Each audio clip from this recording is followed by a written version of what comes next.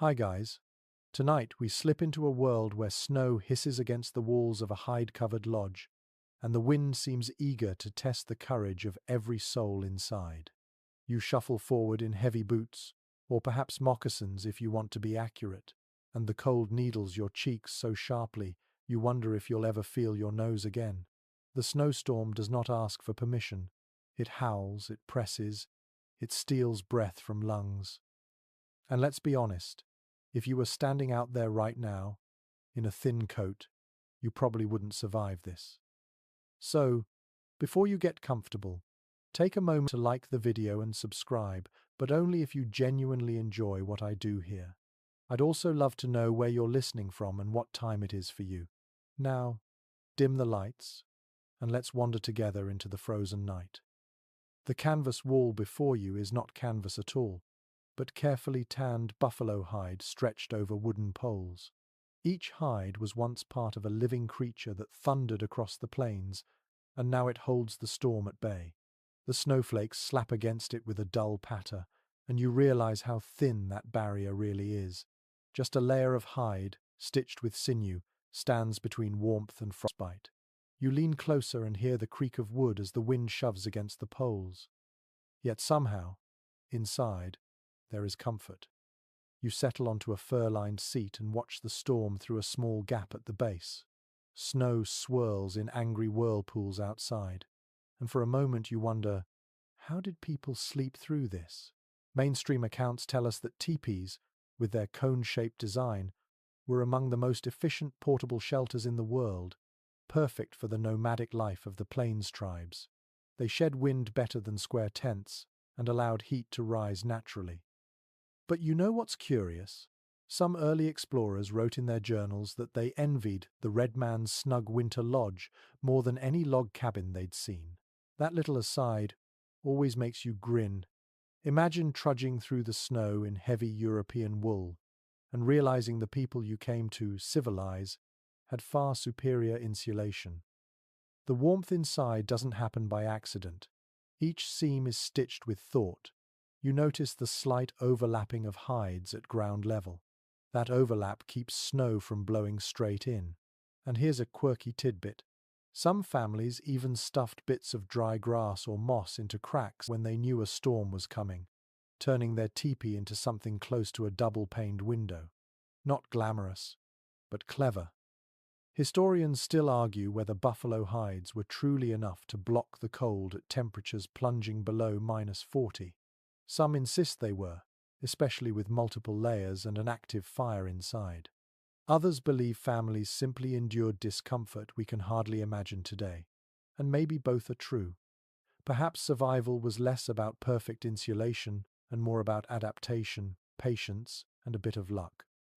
You breathe deeply, catching the scent of hide warmed by smoke. The air is dry, almost sweet. Each gust outside pushes harder, rattling the poles. You picture snow piling higher and higher around the base, pressing inward like an icy tide. And here's the thing, many people actually welcomed that drift. Snow, once it built up, became another layer of insulation, sealing warmth in. Imagine that. The very enemy trying to freeze you becomes your accidental ally. You shift onto a blanket made of wolf pelts. It feels coarse yet reassuring under your palms. The children nearby are already nodding off, their cheeks rosy from the fire's glow. One little one murmurs in sleep, turning toward the warmth. You wonder what they dream, maybe of buffalo hunts, maybe of sunny grasslands where no storm dares to blow. The steady beat of wind on the teepee becomes almost hypnotic, like a drum keeping time. There's something strange about being in such a small space during a storm. The walls feel thin, but the closeness of bodies, the crackle of fire, the whispered prayers, all combine into a cocoon stronger than stone. You trace the shadows flickering on the hide shapes that look like running horses, then like hands reaching. The fire makes its own bedtime story. And you realize, sleeping here is not just about keeping warm. It's about surrendering to rhythm, trusting that the walls will hold, trusting that snow piling higher means tomorrow will dawn bright. You pull a blanket closer, hear the faint rattle of beads on someone's clothing, and let the storm's song seep into your bones. The blizzard outside does not care, but inside, life continues. Babies feed, elders mumble in their sleep, dogs curl at the entrance. And you, new to this place, begin to understand how fragile and strong people can be all at once. Fragile because a wall of hide is so thin, strong because they turned that thin wall into a fortress of survival.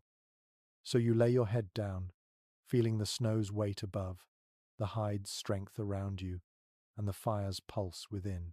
You close your eyes, drifting between wakefulness and sleep, listening to a world where storm and shelter meet. You blink awake to the same muffled roar outside, the storm still prowling around the lodge, unwilling to leave. The hides creak faintly with each shove of the wind. You pull your blanket tighter, and then notice how the walls themselves seem thicker, heavier. That's when you realize the real secret. Buffalo hides, layered upon each other like a patchwork quilt of survival. Each skin is carefully prepared, scraped, and softened until it can bend without cracking. The hide is tough but supple, and when several are overlapped, they trap pockets of air. You know how your modern winter jacket works with insulation and layers? It's the same principle, except here it's nature's jacket scaled up to the size of a house. Mainstream historical accounts tell us that one teepee might use anywhere from a dozen to 20 hides, depending on size. The hides weren't small scraps. They were vast, taken from full-grown bison that once roamed in herds so large early travelers said they looked like dark oceans. You can almost see those herds surging across the plains, the very animals who would later lend their warmth to nights like this. But here's a quirky tidbit. Some families preferred hides from cows rather than bulls. Cow hides were lighter and easier to work with, especially when sewing. Bulls gave thicker, tougher hides better for wind, but far heavier to transport. Imagine arguing with your relatives about whether to use the stubborn bull hides or the manageable cow hides. Knowing the wrong choice might mean teeth, chattering misery all winter. Historians still argue whether these layered hides alone could withstand the kind of brutal blizzards described in settlers' diaries. Some claim that no matter how many skins you piled on, you'd still be chilled through without the fire inside. Others suggest that, combined with smart placement and snow drifts, the hides created such effective insulation that families could actually sit in shirt sleeves near the fire. The truth probably lay somewhere in the middle. You run your hand across one of the inner layers. It feels slightly oily because it is. The hides were treated with animal fat to repel moisture, a trick that kept them from freezing stiff when the storm coated everything with frost. The faint scent of tallow lingers in the air, blending with smoke, giving the lodge a smell that's both earthy and oddly comforting. Look closer, and you'll see the seams. They aren't straight like machine stitches, but diagonal, like vines twining. Each seam overlaps, ensuring no thin slit would open to the wind. The sinew thread creaks faintly as the poles flex, but it holds. You picture hands working these seams by firelight women and girls threading needles through thick skin, laughing, maybe grumbling about sore fingers. Outside, snow piles higher, but you notice something curious. The bottom edges of the hides are deliberately pinned down with stones or sticks. That stops the wind from crawling underneath like an unwelcome snake. And sometimes, snow itself is packed against the base, a paradoxical blanket. You smile, thinking of the irony people back then welcomed snow to keep out cold. As you watch, a child shifts in sleep, pulling a deerskin cover over his shoulders. The firelight glints off the layered hides, making them shine like bronze. You realize how protective they are, not just physically but emotionally. To crawl into a lodge lined with these skins meant crawling into a memory of hunts, of survival, of community effort. Each hide told a story, of the chase, the butchering, the tanning, the carrying. A distant howl cuts through the storm, wolves prowling the edge of camp, searching for a weakness. But the hides muffle the sound, make it less threatening. You stretch your legs, toes brushing the hide wall, and feel its cold firmness. Yes, it lets some chill through. but compared to outside, it's like paradise. And you notice another detail: soot stains near the smoke hole. They tell you this teepee has seen dozens of fires, dozens of storms. The hides are not new, they're seasoned, darkened by use, infused with the lives lived inside. You close your eyes again, thinking about how much labor goes into one night of warmth.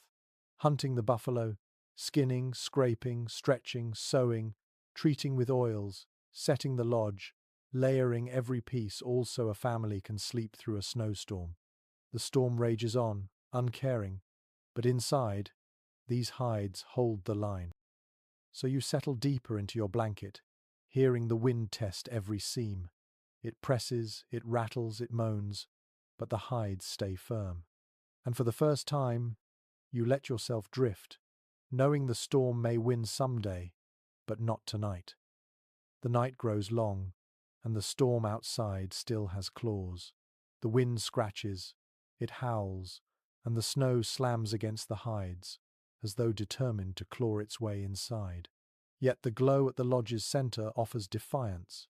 You turn toward it, blinking against the flicker of firelight.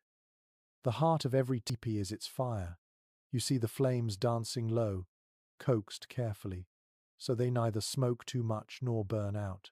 Orange light splashes over the curved walls, and for a moment you forget the blizzard entirely.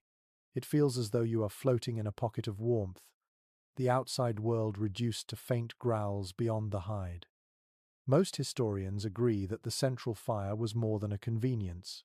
It was a lifeline. Without it, the interior would quickly become an icebox, and no amount of hides or furs could save you from frostbite. The teepee's cone shape created a natural chimney effect, guiding smoke upward and allowing air to flow even when flaps were partially shut. Clever, isn't it? A form of engineering born from necessity, perfected through centuries of trial and error. What might surprise you is how carefully families treated that fire. Children were warned not to throw scraps carelessly into it, because embers were precious. Sparks flying upward could scar the hides or worse, burn a hole. Some bands even taught their little ones to feed the flames with tiny sticks almost ceremonially, as though each offering mattered. And in truth, each spark did. On a night like this, fire meant life. Researchers remain divided on how hot a lodge truly became during these snowstorms. Some claim that the temperature could rise enough for people to strip down to just their shirts while sitting near the flames. Others argue that the warmth rarely spread beyond a narrow circle, leaving sleepers on the edges to shiver beneath heavy furs. The evidence leaves room for disagreement,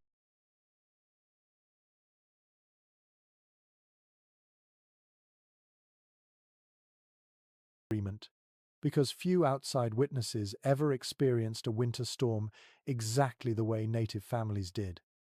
You sit cross-legged now, watching the smoke spiral upward. The logs are not many. Each piece is chosen with care. Gathering wood in a storm is no small feat, and supplies had to be stretched. The fire is built deliberately small, just enough to throw steady heat without burning through the night's rations. Its crackle is soft, steady, like a purring animal. You lean closer, palms out, feeling the sting of thawing fingers. The flames paint shadows across the walls. One moment you see a hunter drawing his bow, the next, a herd of bison charging. The fire tells its own stories without words. Around it, the family huddles, elders leaning back on mats, children pressed against their mothers, dogs curling near the entrance. You notice how everyone's place is fixed, not random. Elders often sat closest to the fire, guiding adjustments to the flaps, ensuring safety. Younger ones filled the edges, where cold pressed hardest. The smell drifts over you, wood smoke laced with fat from earlier cooking. It clings to your hair, your clothes, your skin. You might grumble about it in modern life, but here it is strangely soothing. The scent means warmth, means supper, means safety. When you inhale, you taste not just smoke but survival itself. Outside, the storm lashes on, furious that it has been denied entrance. You picture snow piling higher against the lodge, muffling the world. Inside, though, time softens. A young boy pokes at the embers with a stick, and his grandmother chuckles softly, murmuring something you can't quite catch. The words rise and fall like lullabies, half drowned by the hiss of snow. It strikes you how fragile this system seems. Fire inside a hide house, smoke threading upward, snow pressing down. One wrong move, and it could collapse. Yet here it is, working as it has for generations. Documented accounts from traders note that teepees often impressed outsiders with their warmth compared to log cabins hastily built by settlers. Imagine trudging into camp, your beard frosted solid, only to step inside a lodge glowing like a lantern. An unusual detail recorded in some journals is that people sometimes banked the fire at night with dried buffalo chips. Not glamorous, certainly not fragrant, but effective. The slow burn of dung kept embers alive until morning. You smile at the practicality. A resource most would dismiss turned into a quiet lifesaver. Anthropologists continue to wonder whether the fire's role was purely practical or also deeply symbolic during storms. For many tribes, flame was sacred, a living presence that connected the physical and spiritual. Was every storm night a vigil of sorts, where people weren't just warming their hands but also guarding a spiritual bond? The answer isn't certain, and perhaps that mystery itself kept the fire revered. You stretch your legs toward the glow. Heat prickles your shins even as your back feels the draft from the wall. That contrast defines the night. One side of your body warmed, the other chilled. You shuffle closer to even it out, understanding why families often rotated spots, like planets orbiting a Sunday. Children snuggle against their parents, their breathing soft. Dogs twitch in sleep, paws flexing as if chasing dream prey. The fire crackles, steady, unbothered by the storm's rage. You realize how hypnotic it becomes, lulling even the adults into drowsy half-silence. Words taper off. Only the flames speak now. You close your eyes, and for a moment you feel as though you are inside a beating heart, the fire pulsing, the storm pounding outside like blood against skin. The lodge breathes with you, sighing smoke, whispering warmth. You let yourself sink into that rhythm, surrendering to the timeless balance of danger beyond and comfort within. The fire crackles low, and as you lean back, you notice something curious along the bottom of the lodge. Snow, the very enemy pounding against the teepee, has been coaxed into service as a silent guardian. You peer at the base and see the way it piles naturally against the hides, pressed tighter by the storm's fury. At first it seems like trouble snow means cold, snow means wet. Yet here, it becomes insulation, like thick white mortar sealing the seams of a house. Early travelers across the plains frequently remarked that snowbanks around lodges made them strangely snug, almost as though the families had borrowed a trick from fox dens. It is well established that snow, once packed, traps air and holds warmth better than bare hides. In a paradoxical twist, the storm that tried to freeze you could also lend a hand in keeping you alive. You can almost hear the muffled laughter of those who first discovered the trick, let the snow do the work for us. One curious practice involved deliberately shoveling snow up against the lower walls, rather than brushing it away. It may seem counterintuitive, but families understood the science of comfort instinctively. Snow insulates, snow seals, snow quiets. From the inside, you feel its effect. The wind's shriek dulls to a softer moan, and the drafts near your legs grow less biting. The storm has been turned into a blanket. There's ongoing discussion about whether this technique was universal across tribes or adapted only in harsher regions. Some anthropologists argue that winter camps on the northern plains made heavy use of snowpacking, while groups further south rarely needed it. Others counter that even in milder zones, snow was occasionally welcomed as a helper. The truth may be impossible to pin down. Each band adapted as it saw fit, guided by terrain, season, and sheer survival instinct. You stretch your hand toward the wall. The hide feels firm, cold, and slightly damp where the snow presses hardest. Yet inside, the air remains steady, warmed by fire and bodies. You imagine how many times elders had shown younger members this trick. Don't scrape it away, leave it there. It will help us sleep tonight. The sound changes too. Outside, the blizzard is violent, but where the snow has packed, its voice softens. You catch yourself listening, lulled by the muffled rhythm. The teepee becomes a drum, beating quietly as snow layers itself higher. You close your eyes and think of burrowing animals, badgers, foxes, even bears who knew long before people that snow could be a shelter, not just a hazard. An unusual observation from early ethnographers notes that children sometimes played games with these snowbanks. They would poke tiny holes through the hides to watch flakes sparkle, until scolded for letting cold seep in. You grin at the image, little fingers making trouble, elders shaking heads, and then quickly plugging the holes with moss or leather scraps. Mischief and survival dancing together under one roof. Some experts insist that snow was a double-edged sword. Too much piled weight could strain the poles, threatening collapse. Others note that meltwater might seep through, dampening hides and bedding. Families, they argue, had to strike a delicate balance. Enough snow to insulate, not enough to drown. The debate lingers because accounts vary, and storms themselves were unpredictable. Perhaps each family learned through trial and error, night by night, drift by drift. You open your eyes again.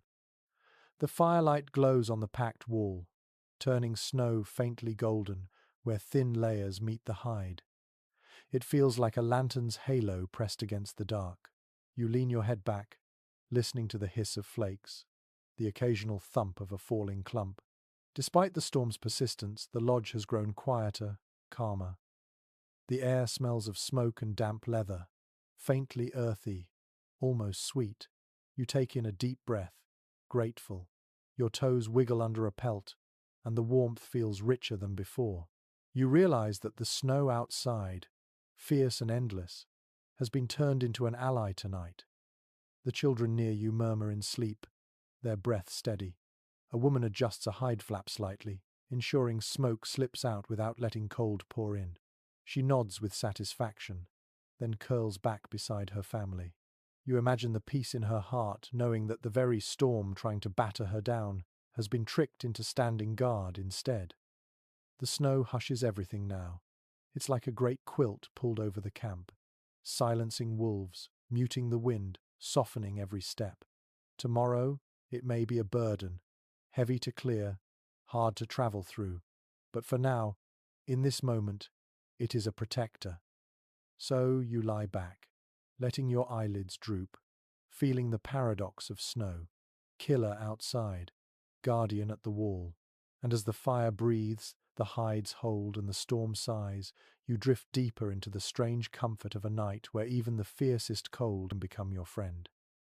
The fire hums lower now, a slow heartbeat in the center of the lodge, and the storm continues to gnash its icy teeth outside. You shift slightly, noticing how close everyone is pressed together. The space is not large, yet it holds an entire family, parents, children, perhaps a grandparent or two, and the inevitable dogs tucked against the hides. You feel the collective warmth, a living furnace of shared breath and body heat. According to traditional records, sleeping in close quarters wasn't just about affection, it was survival science. The human body releases a steady stream of warmth, and when several bodies share that space, the temperature climbs enough to make the night bearable. It is the same principle as penguins huddling on Antarctic ice, or deer clustering in groves. Your own warmth alone might not suffice, but together the cold is held at bay. What might surprise you is how carefully families arrange themselves. Parents often took the outer edges, shielding children from drafts creeping along the hides. Elders were given favored spots nearer the fire, both for their comfort and for their wisdom in monitoring the flames through the night. Sometimes the very youngest were wrapped in furs and placed almost directly between parents, creating a cocoon of warmth. If you've ever camped in winter with friends, you'll recognize the logic. Nobody sleeps alone. Some anthropologists continue to debate whether this closeness was entirely welcome. Imagine nights where space was scarce, bodies pressed shoulder to shoulder, the air thick with smoke and breath. Some experts argue that irritation and fatigue would have been constant companions. Others believe the intimacy built stronger bonds, teaching patience and resilience. The truth may be both that survival demanded togetherness, even if a few elbows jabbed in the dark. You adjust your blanket, listening to the synchronized breathing around you. A low snore rumbles from one corner, countered by the soft sigh of a child dreaming. The chorus of sound feels oddly reassuring, like a tide you can float upon. In the modern world, you might crave silence at night, but here, silence would be terrifying. Noise means life, means others are close, means warmth is shared. A lesser-known detail is that children were sometimes lulled to sleep not by lullabies alone, but by the steady thump of a drum or the soft rattle of beads. These sounds, combined with the storm outside, created a layered rhythm that wrapped the lodge in security. You imagine lying there, eyelids heavy, listening to the fire's crackle blending with a grandmother's humming voice, and suddenly even the fiercest blizzard feels distant. Your skin brushes another's arm as you shift again, and you realize how little privacy exists. Every cough, every turn, every sigh is shared. Yet in this lack of space, there is also comfort. No one is left alone in the dark. The community is your blanket. You think of how modern life often insists on separate beds, separate rooms, even separate houses for each family. Here, the very opposite is true. The storm teaches that closeness is survival.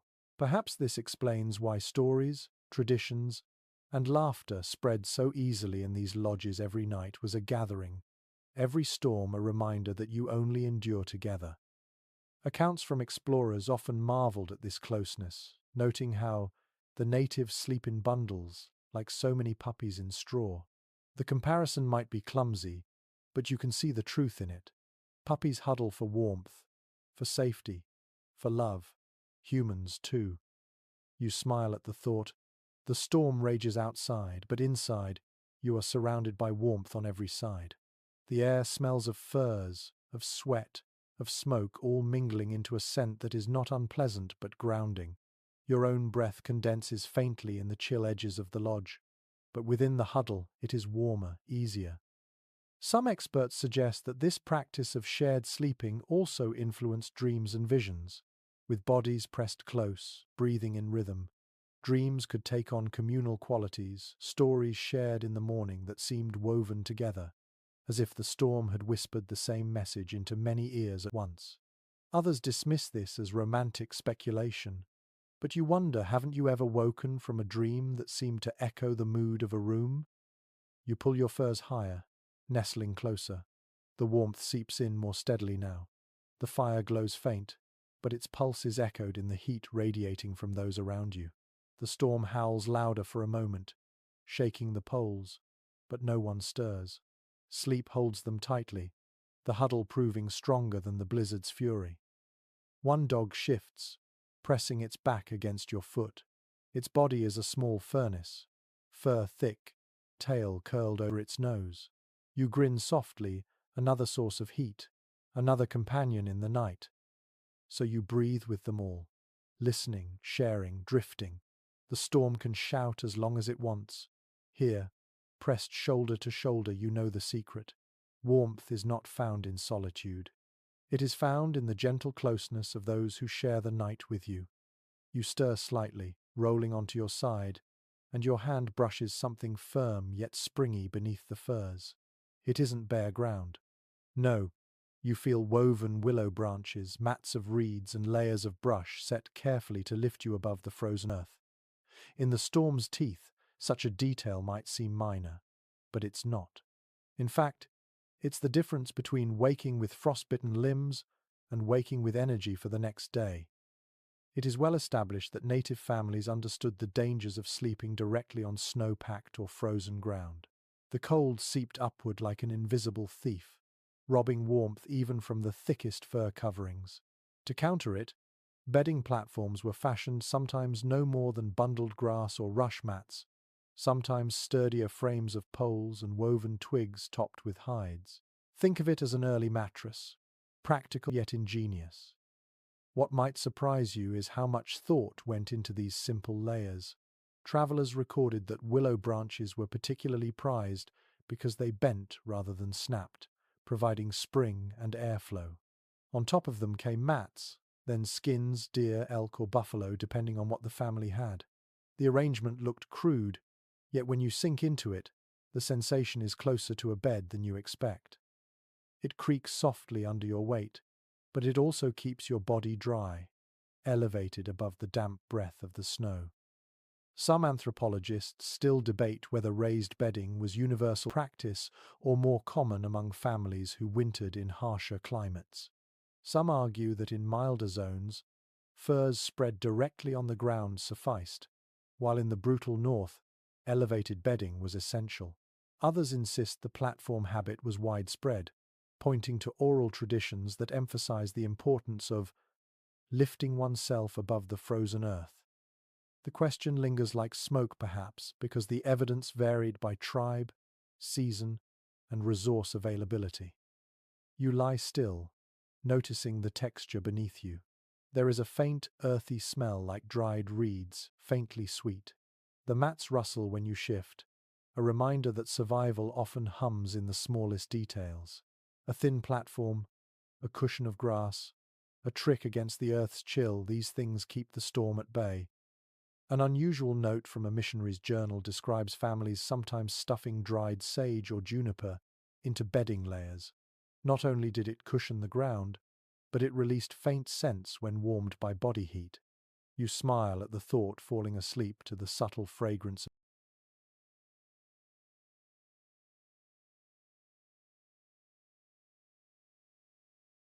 of sage, even as the blizzard outside screams. Practicality meets comfort, a blend of necessity and gentle indulgence. You run your fingers along the hide stretched atop the bedding. It's stiff in some places, softened in others by years of use. You picture a mother laying it out carefully, smoothing wrinkles, tucking corners to ensure no drafts sneak through. The bedding isn't just comfort, it is ritual. Each night's arrangement reinforces care, stability, and hope that the family will rest safely until morning. Outside, the storm groans again, rattling the poles, but the bedding beneath you feels secure. You realize that the warmth radiating from others around you works even better when the cold from below has been blocked. The lodge has become a layered defense, hides above, snow pressed around, fire at the heart, and now, the humble mat beneath. Most observers who wrote about winter lodges admitted grudging admiration for this ingenuity. They came expecting hardship and misery, only to discover systems of survival so refined that nights inside were described as remarkably tolerable, even cheerful. One explorer confessed in his diary that he slept better on a mat of woven grass and buffalo hides than in his own canvas tent with a cot. Your own body relaxes as you nestle into the bedding. It gives slightly, cradling your shoulders and hips. You realize how thoughtful such construction was, not random, not haphazard, but born of generations of knowledge. Knowledge that whispered, "Keep your back from the frozen earth, and you will live." Some experts maintain that these raised platforms also helped with air circulation. Heat rose from the fire, cold air pooled at ground level, and by lifting sleepers just a little higher, the air felt warmer, less biting. You breathe deeply now, noticing the difference when you lift your hand from the mat toward chest height. The air near your face indeed feels less cold than what swirls near the floor. Small tricks of physics, mastered without textbooks. A lesser-known detail mentions that children often made beds into play areas before sleep, bouncing lightly on mats, giggling as though on miniature trampolines. Adults scolded them. Of course, don't wear it out. Don't spill soup on it, but you can't help but picture the laughter echoing even as the blizzard howled. Play and survival, side by side, woven into nightly routines. You shift again, letting the bedding support your weight, and gaze at the flicker of firelight above. The shadows dance, the lodge breathes, and you feel strangely secure. Not because the storm is gone, it still claws outside, but because every layer of defense has been considered. Hides, Snow, fire, closeness, bedding. Each piece builds upon the other, forming a fragile yet astonishing fortress. The bedding creaks softly, a lullaby in its own right. You close your eyes, imagining centuries of others who lay just so, listening to the same storm, trusting the same mats to guard them. Their breath mingled with yours, their dreams echo in yours, their resilience cradles you tonight. And so, as the fire sighs, as the snow presses closer, as your body rests on branches and hides lifted gently above the frozen ground, you let yourself drift further into sleep's embrace. The storm may never stop, but you have found a place above the cold, and for now, that is enough. The storm still prowls outside, dragging icy fingers across the hides, but inside, another layer of the night reveals itself not in what you see, but in what you smell. The lodge is alive with aromas that wrap around you as surely as the furs on your shoulders. According to numerous accounts from early traders, winter nights inside teepees always carried the same mixture: wood smoke, tallow, and animal hide. It is well established that such scents became so common that travelers remarked they could recognize a lodge before even entering. To people living here, those smells meant home, security, and the promise of warmth. One curious practice involved using tallow lamps, or even bits of fat tucked into embers. They gave off not only light but also a greasy, savory fragrance that clung to every surface. You notice it now thick, almost sweet, faintly bitter at the edges. It's not the perfumed air of your modern bedroom, but after a while, it soothes you, reminding you that heat is being fought for and won, one ember at a time. Researchers remain divided on whether people found these scents comforting or oppressive. Some describe the air as heavy, smoky, and stinging to the eyes, while others write of the coziness, the safety, the reassurance that such scents brought. The debate continues, but as you inhale tonight, you sense both sides at once: a prickle in your throat, yet also a calmness, knowing the storm's chill cannot erase this warmth. The hides themselves contribute their own aroma. Stretched, smoked, and treated with fat, they exude a leathery scent, earthy and grounding. You run your fingers along the inner wall and feel its roughness. Hear the faint squeak of hardened skin under your touch. The smell clings to your fingertips, reminding you that the very walls are organic, once living protectors now standing against the storm. A lesser-known detail is that some families deliberately burned herbs, sage, cedar, or sweetgrass when storms howled the loudest. Not only did the fragrance freshen the smoky air, but many believed it carried protective power, keeping spirits of illness or misfortune away. You imagine the tendrils of scented smoke curling upward, weaving with the blizzard's fury, a quiet act of defiance in the face of chaos. The fire breathes again, popping softly, sending more scent into the space. Bits of fat drip and hiss, and the lodge fills with that savory aroma like roasting meat, though no meal is cooking now. It lingers on clothing, in hair, in every fibre of the bedding.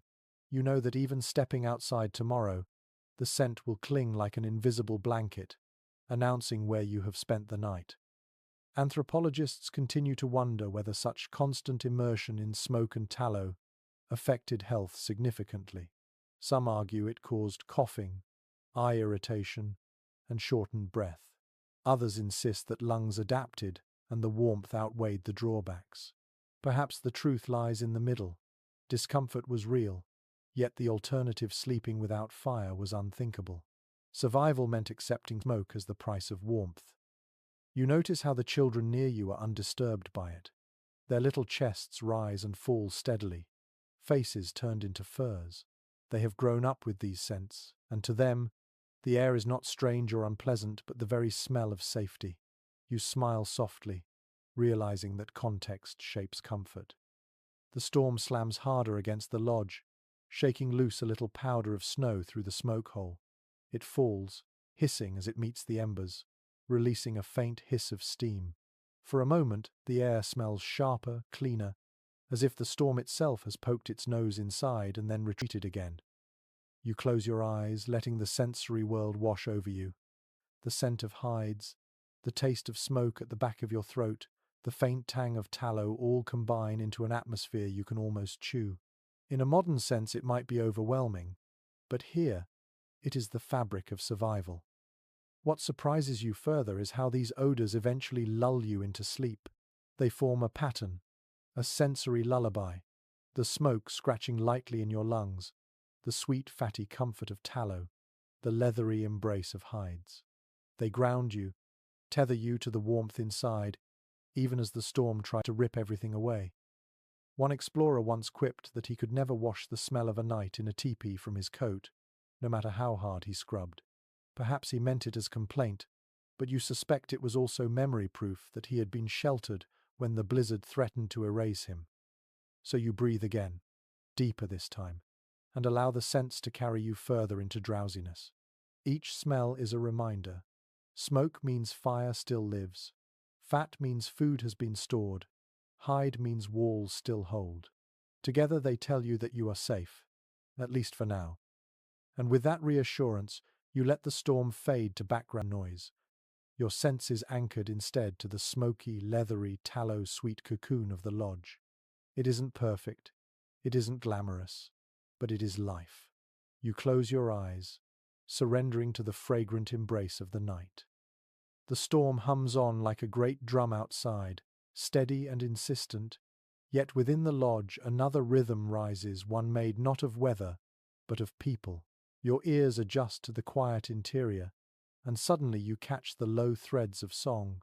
Someone hums, voice deep and slow, carrying no words at first, only sound. It winds between the crackle of the fire and the breathing of sleepers, weaving the storm into something almost musical. Most observers who wrote about winter camps agreed that music was never far from native homes, even in the harshest conditions. It is well established that lullabies, chants, and the soft rattling of instruments often filled the night. The songs were not always grand performances. Sometimes they were no more than a grandmother's murmur or a father's rhythm tapped softly on a drumhead to calm restless children. You imagine those faint notes, slipping past the blizzard's growl, carrying a message: rest, you are safe. One unusual detail described by early travelers is that some families used rattles made from gourds or even turtle shells filled with pebbles. The soft shake created a rhythm that mirrored falling snow or the rush of wind itself. Children, wrapped in furs, would listen wide-eyed at first, then slowly close their eyes as the sound repeated again and again. What might seem noisy in daylight became a lullaby at midnight. There is ongoing discussion among ethnomusicologists about how much these night songs were meant purely for comfort and how much carried deeper spiritual significance. Some argue they were practical tools to distract children from hunger or fear during a storm. Others suggest that even the simplest hum carried meaning, calling on ancestors or spirits to watch over the family. The evidence is scattered, but perhaps the truth, as often happens, lies in both. A lullaby could soothe a baby and invoke unseen protection at the same time. You tilt your head, listening more closely. The melody has no clear beginning or end.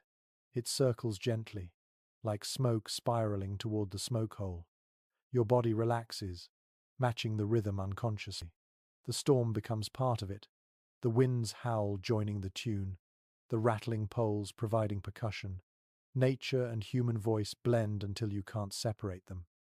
The firelight flickers, throwing golden shadows across the walls. In that shifting glow you see lips moving, a figure swaying ever so slightly, eyes half closed as the song continues.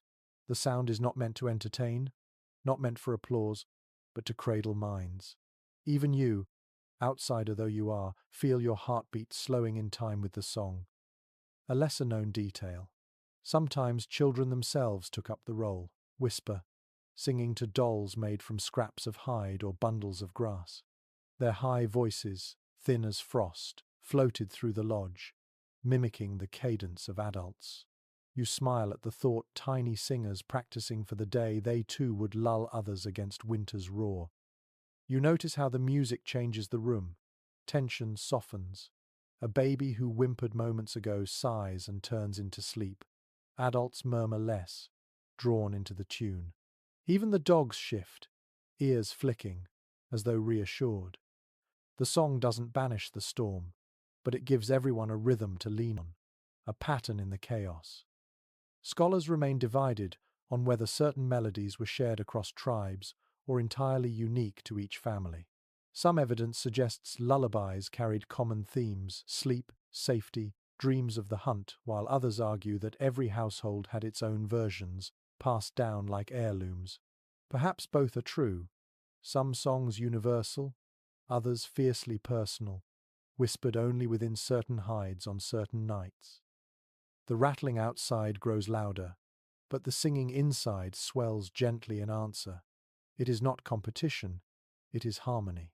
You realize the storm and the song are performing a duet, the blizzard pounding its furious rhythm, the humans answering with softness, refusing to be silenced.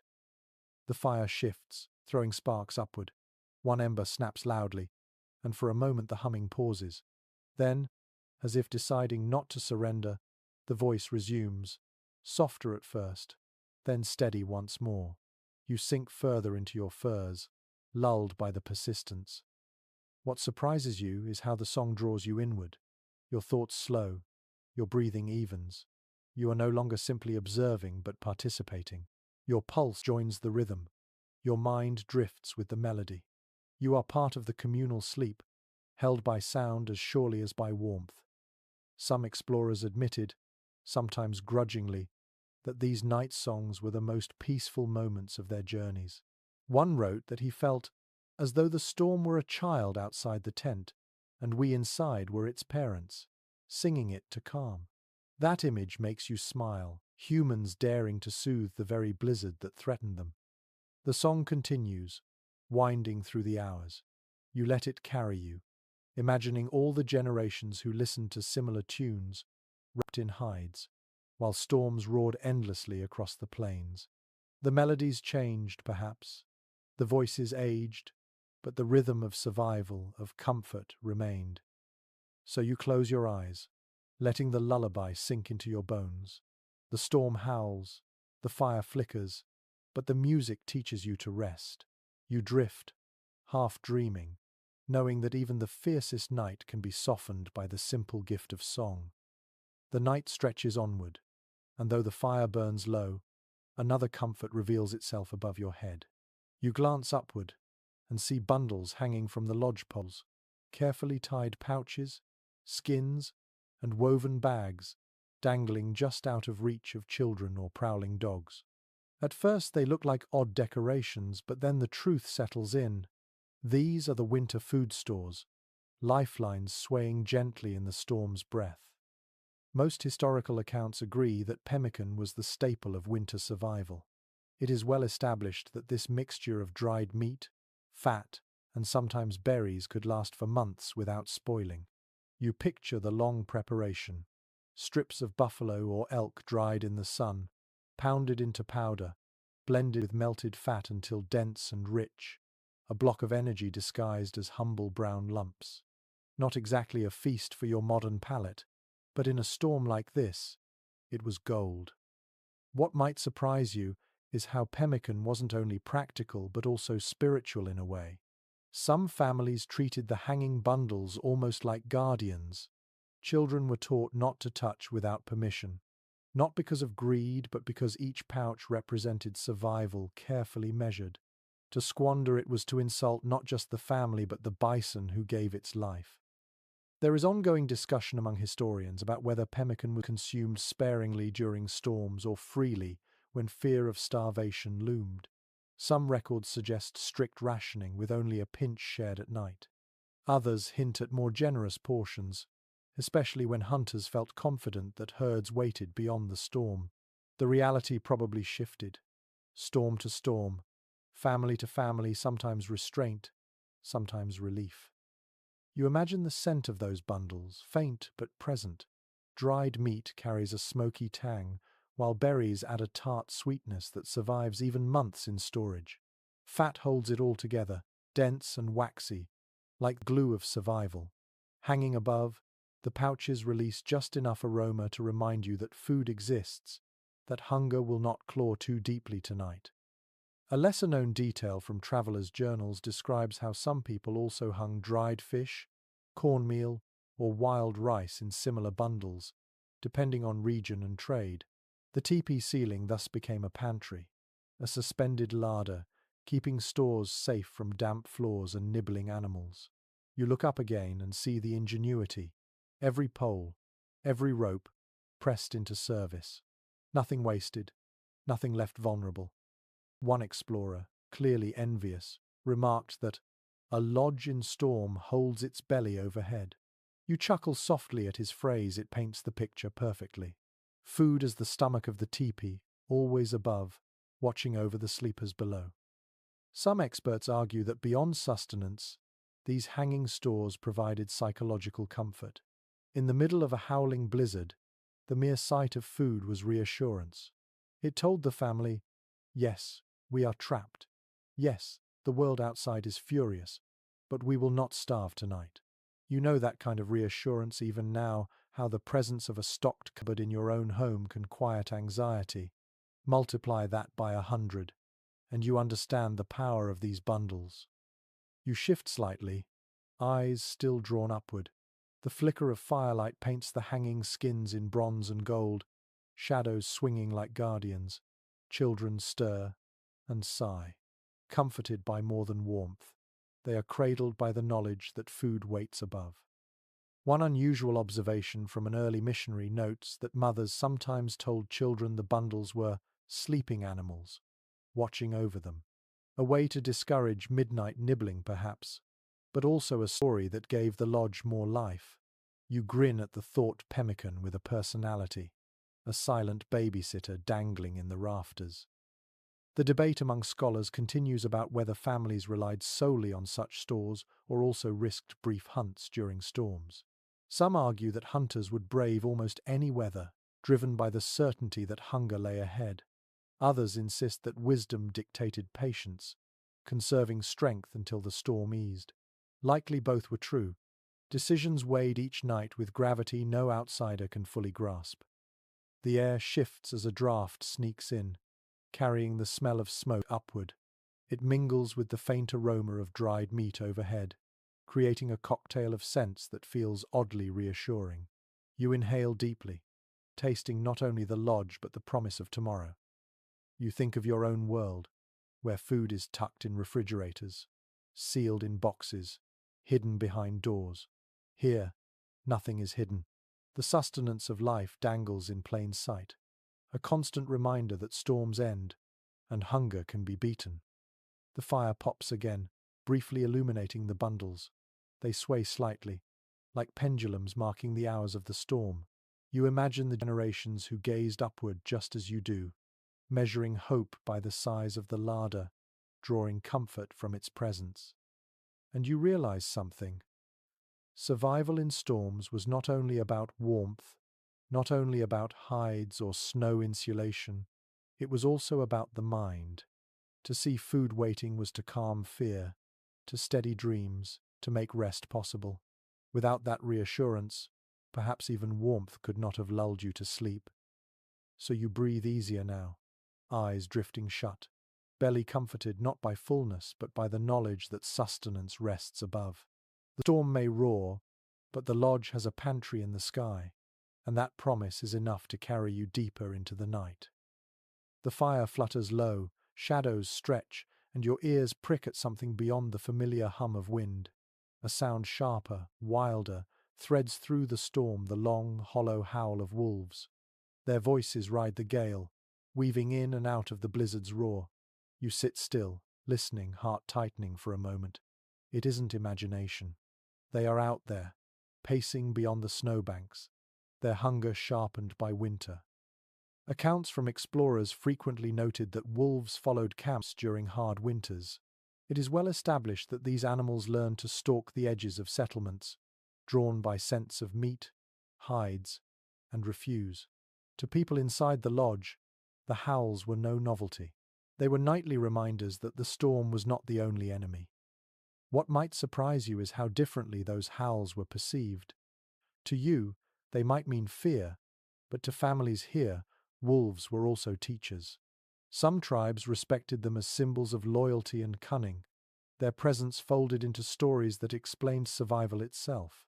The howl outside might raise goosebumps, yet it also reminded listeners of kinship with creatures enduring the same storm. Researchers remain divided on how often wolves posed a real danger to camps. Some records claim they rarely dared approach close, more scavengers than predators when humans and fire were near.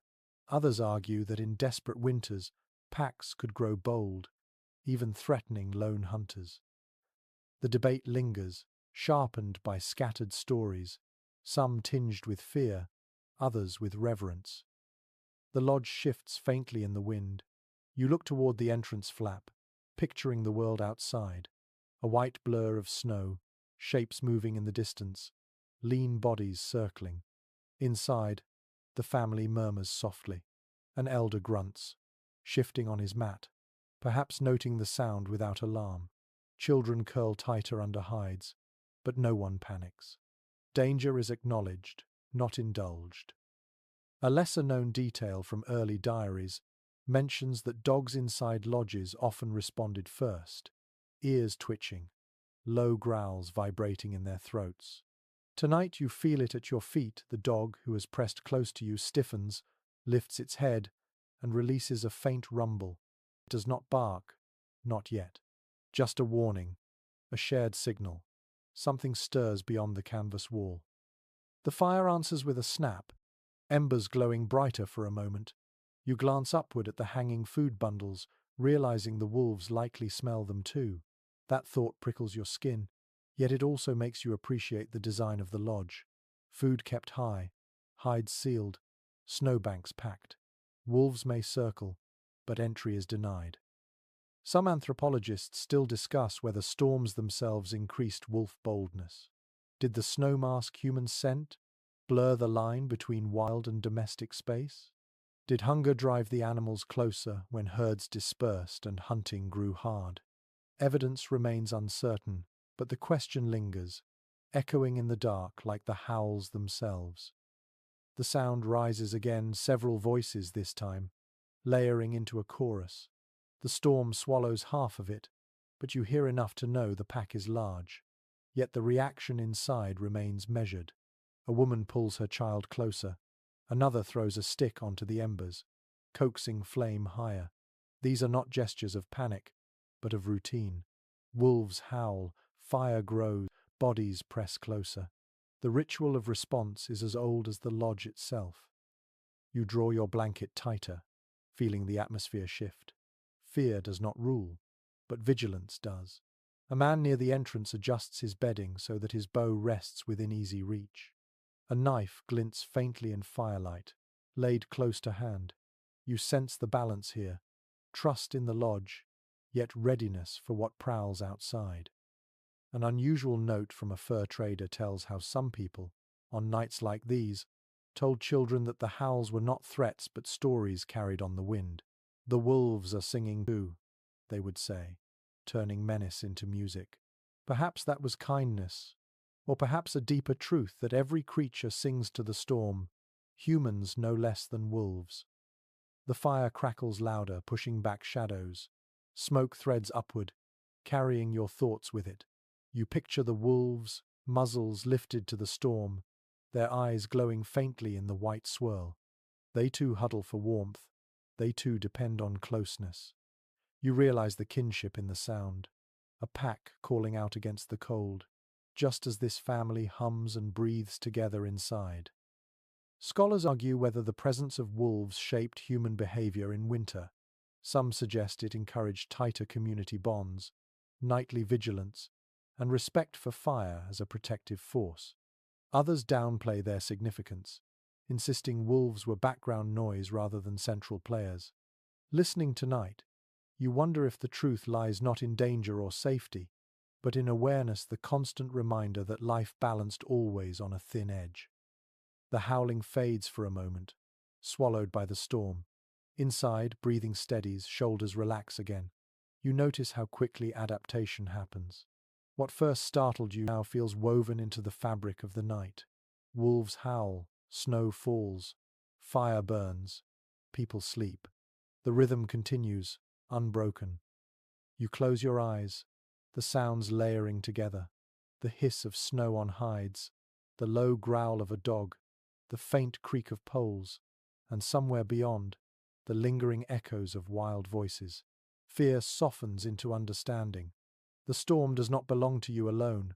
Wolves too must sing to it, must endure it, must make it through the night. So you settle deeper into the firs, letting the storm and the wolves keep their duet outside while the lodge cradles you inside. Danger is real, but so is protection, and between them, sleep still comes. The wolves' voices fade into the distance, and the blizzard returns to its steady dominance. You shift, drawing the fur closer around your shoulders. The fire burns in a low ring of embers, but you are struck by something else. How every person here is already bundled like a flame unto themselves. It is well established that layered clothing was not simply day wear, but also served as nightwear in storms. There were no fluffy pajamas or quilts sewn from factory cotton. Instead, people slept in the same deerskin or elk hide garments they wore outdoors, often softened with oils so they stayed pliable. Each piece worked like an extra shield against the cold. When sleep came, you did not shed these layers, you embraced them. What might surprise you is the creativity involved. Moccasins were sometimes stuffed with dried grass before bed, acting like makeshift socks that kept toes from stiffening with frost. Children were wrapped in tiny robes, sewn from rabbit pelts, light yet astonishingly warm. And rather than one giant blanket, families piled multiple smaller hides across their bodies, so layers could be added or removed through the night depending on the fire's mood. Some anthropologists continue to argue over just how soft or comfortable these garments were. Did people enjoy the feel of buckskin that had been laboriously smoked and oiled, or did they tolerate its stiffness as part of life? Some reports describe garments supple as cloth, nearly luxurious. Others emphasize their heaviness and odor, more armor than comfort. The truth, as always, may rest somewhere in between comfort in comparison to the storm, though not without its rough edges. You lift your own arm, feeling the heft of a robe over your chest. It smells faintly of smoke and tallow, yet also of the animal from which it came, musky, earthy, like the plains themselves pressed into fabric. When you pull it tighter, you hear the faint rustle of fur against fur, a sound that whispers reassurance. A lesser-known detail is that people sometimes greased their skin before bed, rubbing fat or oil into exposed hands and faces. This acted as a barrier against the drying, biting air. You picture children squirming as mothers smeared tallow across their cheeks, the sheen glistening in firelight. It might feel strange, but in the morning their skin would not crack from the cold. A bedtime ritual both practical and oddly tender. The draft at your feet makes you grateful for those layers. You wriggle your toes inside a fur wrap, imagining the misery of bare feet against frozen ground. Here, though, warmth seeps slowly back into them, thanks to the ingenuity of clothing doubled as bedding. Some experts maintain that these layered hides and garments also shaped posture during sleep. Heavy robes and stiff furs encouraged curled positions, knees tucked, arms drawn in body heat, preserved most efficiently that way. Others believe people adapted easily, stretching when the fire was strong, curling tighter when embers waned. Either way, the storm dictated not just what you wore, but how you dreamed. The lodge smells stronger now, fur warmed by fire, leather exuding its smoky tang, human breath filling the air with a faint sweetness of life. You lean your head back, closing your eyes, and the scent of deerskin near your cheek becomes almost comforting. It is not perfume, not clean linen, but survival has its own fragrance. An unusual note from one trader describes how he awoke once to find his native host sleeping in 3 complete outfits, at once leggings, tunic, robe, and cloak stacked together while also wrapped in 2 buffalo hides. A fortress of clothing, he called it, half in awe, half in envy. You smile at the picture, a human fortress, layered like the walls of the lodge itself. The debate lingers among scholars about whether such layers led to overheating when the fire blazed too brightly.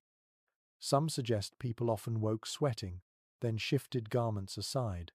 Others argue that fires were kept deliberately low at night to prevent that, ensuring the balance remained steady. The truth may be both, depending on the firekeeper's judgment and the storm's relentlessness. You stir slightly, noticing how the garments press against your skin, weighty yet protective. The storm claws outside, but you feel defended.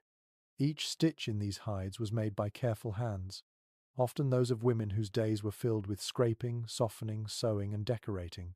The warmth you enjoy tonight was bought by their labor months before, their patience woven into every seam. The fire sighs, smoke drifting upward. You glance at the sleepers around you, their forms mounded under furs, each one a bundled mystery. Children's noses peek out, red, cheeked but content. Elders snore faintly, faces gleaming with the faint shine of oil rubbed against cold. Together, they look like figures carved from the storm itself, cloaked in the bodies of animals once hunted, now guardians of the night. You think about your own thin cotton pajamas at home and laugh softly. Against this storm, they would be a joke. Here, though, every robe, every pelt, every scrap of fur is part of an armor that doesn't clang but whispers, soft and resilient. So you draw your layers closer, tucking yourself into the cocoon that countless winters perfected. The storm can scratch and snarl, but it cannot pry beneath these hides. Sleep creeps nearer, heavy as the furs upon you, steady as the rhythm of the fire. You close your eyes, warmed by the weight of history stitched into every seam. The fire flares briefly, then settles again, and you become aware of something deeper than warmth or clothing. In the hush between wind gusts, voices rise not in song this time, but in stories. A low tone, steady and practiced, threads through the dim lodge. An elder's voice, perhaps a grandmother's, unspools a tale that seems older than the storm itself. According to many accounts from plains tribes, storytelling was a nightly ritual, but during blizzards it became essential. It is well established that these stories distracted children from fear, passed down knowledge, and reminded everyone that even endless storms were only chapters in larger cycles. Tonight, the words fill the space like another blanket, draped across minds rather than bodies. What might surprise you is how vivid these tales were. They were not told in dry detail, but painted with gestures, sound effects, even the flicker of firelight used to mimic spirits or animals. A raised hand might become a wolf's head. A quick slap of thigh might echo hoofbeats. You imagine children wide-eyed, giggling in spite of the storm, drawn deeper into worlds that made their own hardship feel smaller. Some researchers remain divided over whether storytelling was primarily entertainment or sacred practice. Some argue that long winter nights were ideal for myths, legends, and origin stories, while others emphasize the simple need to calm restless little ones. The debate still stirs among scholars, but perhaps the answer lies in balance. Stories soothed, entertained, and taught all at once. A tale could be both a distraction from hunger and a binding rope to ancestral memory. The elder's voice rises, dips, grows gravelly when portraying a trickster, then softens when speaking as a spirit. The firelight cooperates, flaring to highlight a moment, dimming to suggest suspense. Even you lean forward unconsciously, caught in the spell. The storm outside feels briefly like part of the performance, a soundscape provided by nature itself. A lesser-known detail is that some families had storm-only stories, reserved for nights when travel was impossible. These tales might feature snow beasts, winds given personalities, or ancestors who braved similar blizzards. To tell them on calm nights would lessen their power, but in storms they were perfect mirrors of the present moment. You can almost hear one now, a spirit of snow roaring across the plains, only to be tricked by clever hunters or soothed by sacred fire. Children shift under furs, their fear replaced by fascination. One clutches a mother's sleeve, eyes wide, then laughs when the trickster in the story stumbles. Another hides under a robe during a suspenseful part, only to peek out when the elder's voice softens again. Fear, wonder, and humor mingle like ingredients in pemmican, sustaining hearts as surely as food sustains bodies. Some ethnographers suggest that these nights of shared storytelling strengthened identity more than any feast or council. Everyone listened together, learned together, laughed together. In storms where hunting was halted and journeys delayed, culture itself became the food. Others counter that stories were simply what humans always do when trapped indoors, fill silence with words. Perhaps both views are correct, but you sense the deeper weight tonight. These tales are not casual chatter, they are survival in narrative form. The lodge feels smaller as the story deepens. The storm may rage, but all eyes are on the speaker. Shadows lean closer, dogs twitch their ears, even the fire seems to pause. The tale winds toward its climax, a hunter lost in snow, a spirit guiding him home, and the listeners exhale as though they too have walked the path. Relief spreads, laughter flows, and tension evaporates like frost in morning light. One unusual observation comes from a settler who spent a storm night with a native family. He confessed he understood not a word of the language, yet found himself utterly mesmerized, lulled to sleep by the rhythm of the storyteller's voice. The storm itself seemed to hush and listen, he wrote, astonished at his own reaction. You realize you feel the same words flowing like a stream, carrying you, even if you cannot grasp every pebble on its bed. The debate endures among modern scholars about whether these tales changed in translation or remained intact across centuries.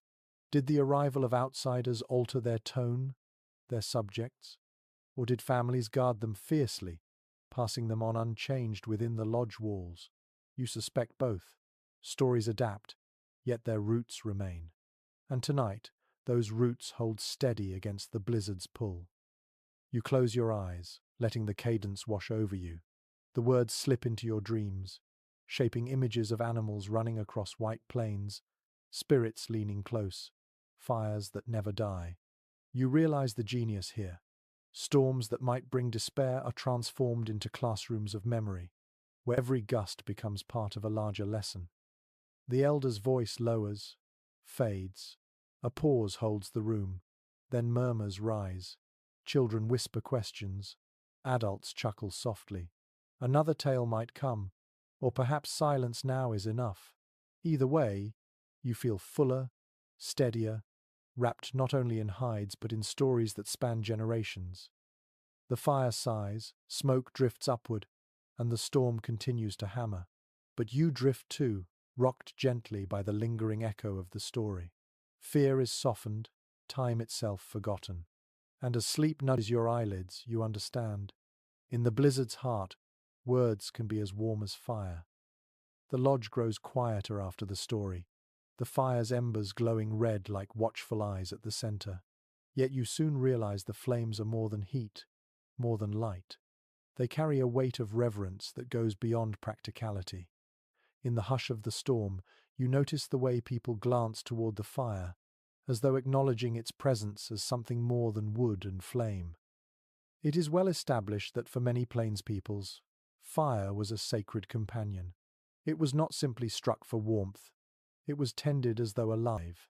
Flames symbolized continuity, the breath of ancestors, and the link between the earthly and the spirit world. Tonight, you see that truth in the careful way, embers are coaxed, rather than roughly stirred. What might surprise you is how the fire was sometimes spoken to as if it could listen. A whispered word before adding a stick, a murmur of thanks after smoke cleared the lodge. Early visitors recorded these moments with bafflement, but to the people inside, it was as natural as speaking to a respected elder. Fire heard, fire remembered, fire protected. Some researchers remain divided on how formal these rituals were. Some accounts describe structured ceremonies around the lodge fire, prayers and offerings made with deliberate symbolism. Others believe the gestures were quieter, folded into everyday life so seamlessly that outsiders missed their depth. Perhaps both were true, varying from family to family. To you, tonight, the fire feels like both a tool and a spirit, the storm's opposite yet equal. The storm pounds again, rattling poles, but the flame responds with a crackle that feels like defiance. You lean closer, letting its glow brush your face. Shadows lengthen behind you, flickering like spirits dancing along the hides. You think of how many people before you looked into this same glow, found courage in its heartbeat, whispered hopes into its smoke. A lesser-known detail is that sometimes food or herbs were deliberately dropped into the fire not for cooking but as offerings. A pinch of fat, a sprig of sage, a few berries given to the flames with a quiet thought. The scent rose upward, mixing with storm air through the smoke hole, carrying messages skyward. You imagine the faint sweetness curling above even now, invisible yet powerful. The elder nearest the fire adjusts a stick, nudging it inward with practiced precision. Sparks leap, and the room brightens briefly. In that glow, you glimpse faces turned toward the flames, reflecting light in their eyes. For a moment, the storm vanishes. The lodge is its own world, with the fire as its Sunday. Anthropologists continue to wonder whether fire in winter lodges acted as a daily ceremony or a practical anchor that occasionally took on sacred meaning. Was every storm night a ritual, or did reverence simply intensify when conditions grew harsh? The debate endures, but perhaps the line between sacred and practical is thinner than modern thought allows. After all, what is survival itself if not holy? The air shifts, filled with smoke that curls and sighs. You inhale it, coughing faintly, but even that feels part of the rhythm. The smoke carries not only warmth but a message. We are alive, we are together, we endure. Each spark is a reminder of those truths. An unusual note from a fur trader describes how, during one particularly brutal blizzard, a family spent hours feeding tiny twigs into the fire, one at a time, murmuring words he could not translate. He thought it a prayer, though no one confirmed. What struck him was their calm.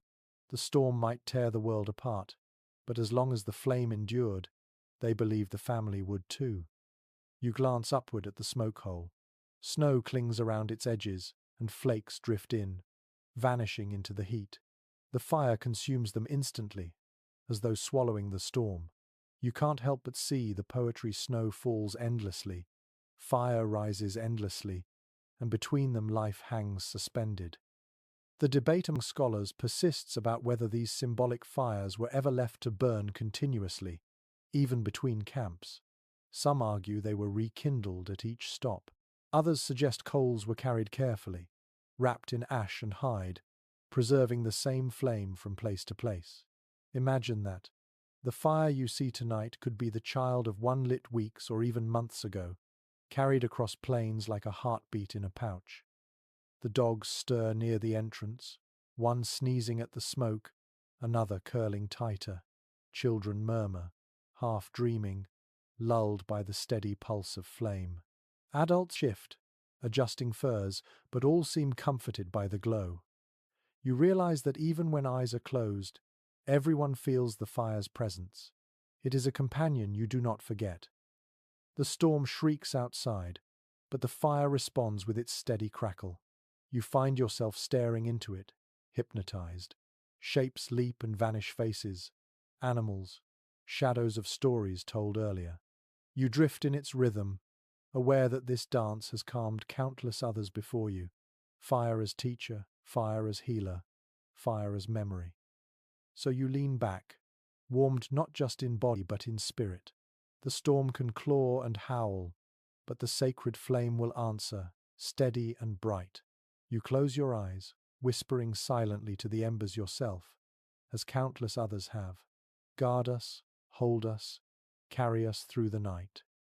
As the storm howls louder, the fire's glow begins to shift its rhythm, steady yet undulating, with each gust that rattles the lodge. The warmth from the flames seeps into your bones, but it's the flickering shadows that hold your attention. For just a moment, they seem to play with the walls, creating shapes that resemble faces, animals, and figures you can't quite place. In this light, everything becomes fluid, shifting. It's as if the flames themselves are alive, telling stories only the shadows know. You glance around the lodge, seeing families huddled close. The rhythmic sound of breathing fills the space, punctuated by the occasional crack of the fire or the rustle of a blanket. The temperature inside is warmer than outside, but it's not just the fire or the fur layers you notice. It's the energy of the shared space, people close enough to feel each other's breath, hear each other's whispers. The walls are thin, but they offer protection not just from the cold, but from isolation. In the heart of a storm, this connection is as vital as the fire itself. Most historical accounts agree that the teepee's design fostered this closeness. Its circular structure, combined with a single entrance and the center fire, drew everyone toward the heart of the lodge. It is well established that this physical proximity created a sense of unity, making it easier for families to endure the harsh winter storms together. The teepee was not just a shelter from the weather, it was a place for shared experience and collective resilience. What might surprise you is the profound quiet that settled in during these nights. The storm outside could roar and twist, but inside, there was often a serenity that filled the space. It wasn't stillness born of fear, but a calm acceptance of the world outside. The family gathered here, together, knowing that the lodge and the fire would keep them safe through the worst of it. An unusual detail recorded by early travelers describes the interior of the teepee on stormy nights. It wasn't just warmth that enveloped the family, but an aura of comfort created by shared stories, laughter, and even tears. The space felt less like a building and more like a living entity, one that responded to the people inside, their collective energy shaping the atmosphere. This communal spirit was vital, offering not just physical warmth, but emotional and spiritual shelter. Some anthropologists argue that this sense of shared space and shared survival was integral to the success of these families in the harsh winters. They suggest that, in a world where survival often depended on cooperation, the teepee's design reinforced the values of mutual care and closeness. By being together in one space, families could weather not just the storm outside, but the emotional and psychological strain of winter. Tonight, as the fire dims and shadows stretch across the lodge, you can almost feel the weight of history in the air. The very design of the space around you has witnessed generations of people, sitting, sleeping, laughing, and crying together as storms raged outside. It has been here, holding them, supporting them, and allowing them to rest in peace even as the world around them battled the elements. A gentle creak of the hide pulls you back from your thoughts. You adjust your position slightly, careful not to disturb the dog that is curled at your feet. Its breathing is steady, rhythmic, a quiet companion in the storm. The faintest hint of its fur scent drifts up toward you, mixing with the ever-present smell of wood smoke. You realize that the comfort in this moment isn't just about the fire or the blankets, but the subtle but powerful presence of those around you. Even the dog, in its own way, has become part of the circle of warmth. The children, now more deeply asleep, are scattered across the floor, wrapped in furs or nestled under their parents' arms. The soft rising and falling of their chests seems almost to sync with the fire's steady flicker. It's a rhythm that doesn't stop. The fire burns, the storm howls, the children sleep, and the elders keep watch. The world outside is a blur of white, but inside, life continues at its own pace, steady, unbroken. Some scholars debate whether these long nights of shared sleeping had a deeper impact on family dynamics. Did the close quarters foster stronger bonds, or did it increase the likelihood of conflict? Some suggest that the intimacy of shared space created deeper connections between family members, while others point out that the lack of privacy could sometimes lead to tension. But tonight, the bond feels undeniable.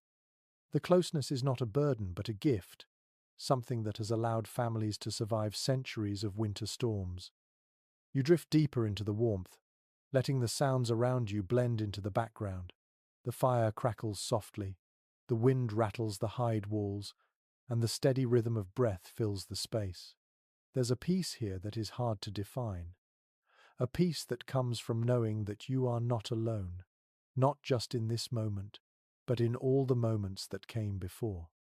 An unusual observation from an early settler's account mentions that, during particularly harsh winters, the sense of community inside the teepee grew even stronger. He described it as a collective pulse, a feeling that everyone was attuned to the same survival rhythm. It's as though the family's unity, forged in the fire of necessity, was so palpable that it could be felt by anyone who entered. Tonight, you feel that pulse again, quiet but strong, holding the lodge together. The storm outside continues, its winds battering the walls with increasing intensity, but you feel a deep sense of calm. The world outside may howl and rage, but inside the lodge, a different kind of force holds sway. The bond of shared space, the warmth of a fire, the reassurance of stories, and the presence of those who have braved storms before. You close your eyes again, the familiar hum of the lodge surrounding you. You are held not just by the warmth of the fire or the layers of clothing, but by the steady rhythm of life that continues around you. The fire may fade, the storm may rage, but here, inside this lodge, you are safe, and you are not alone. The storm shows no mercy. The wind hammers, the snow presses, and the poles of the lodge groan like an old ship creaking against the sea. Yet within the hide walls, a new realization dawns on you. The storm itself has become part of the night's lullaby. It is widely acknowledged by ethnographers that people in the plains grew accustomed to the rhythms of weather, hearing not just menace but pattern. To ears that had known countless winters, the blizzard's roar was familiar music. It is well established that, over time, families learn to rest to its steady pulse. Tonight, as you lie with eyes half closed, you too begin to hear that rhythm, not a scream, but a drumbeat of snow. What might surprise you is how children were soothed by it. Accounts from travelers describe little ones who, after an initial cry of fear, would listen to the howl of the gale and fall back to sleep, as if rocked by the storm itself. For them, the sound was not foreign but expected, a cradle song whispered by nature. You listen carefully, noticing the shifts, one gust low and throaty, another high and keening. The storm sings in many voices, and oddly, you are calmed. Some researchers remain divided on whether such sounds promoted sleep or heightened anxiety. Certain diaries suggest that nights were restless, the noise too fierce to ignore. Others insist that people grew so used to the blizzard's voice that silence, when it came, felt stranger than noise. The truth is likely both.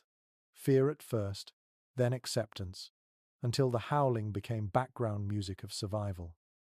A lesser-known observation is that some elders taught children to speak back to the storm, not with words of defiance, but with murmurs or chants, soft sounds that joined the howl, as if blending human and wind.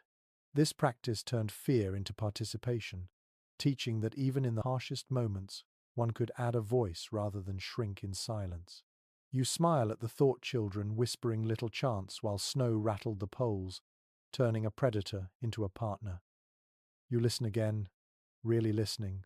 The sound has layers. Closest to the lodge, you hear the hiss of flakes striking hide. Beyond that, the rushing sweep of wind curling across drifts. And further still, a low mown trees bending, earth groaning under pressure. Together they form a symphony, not of comfort at first, but of constancy, like waves at a shore, like heartbeats in a chest.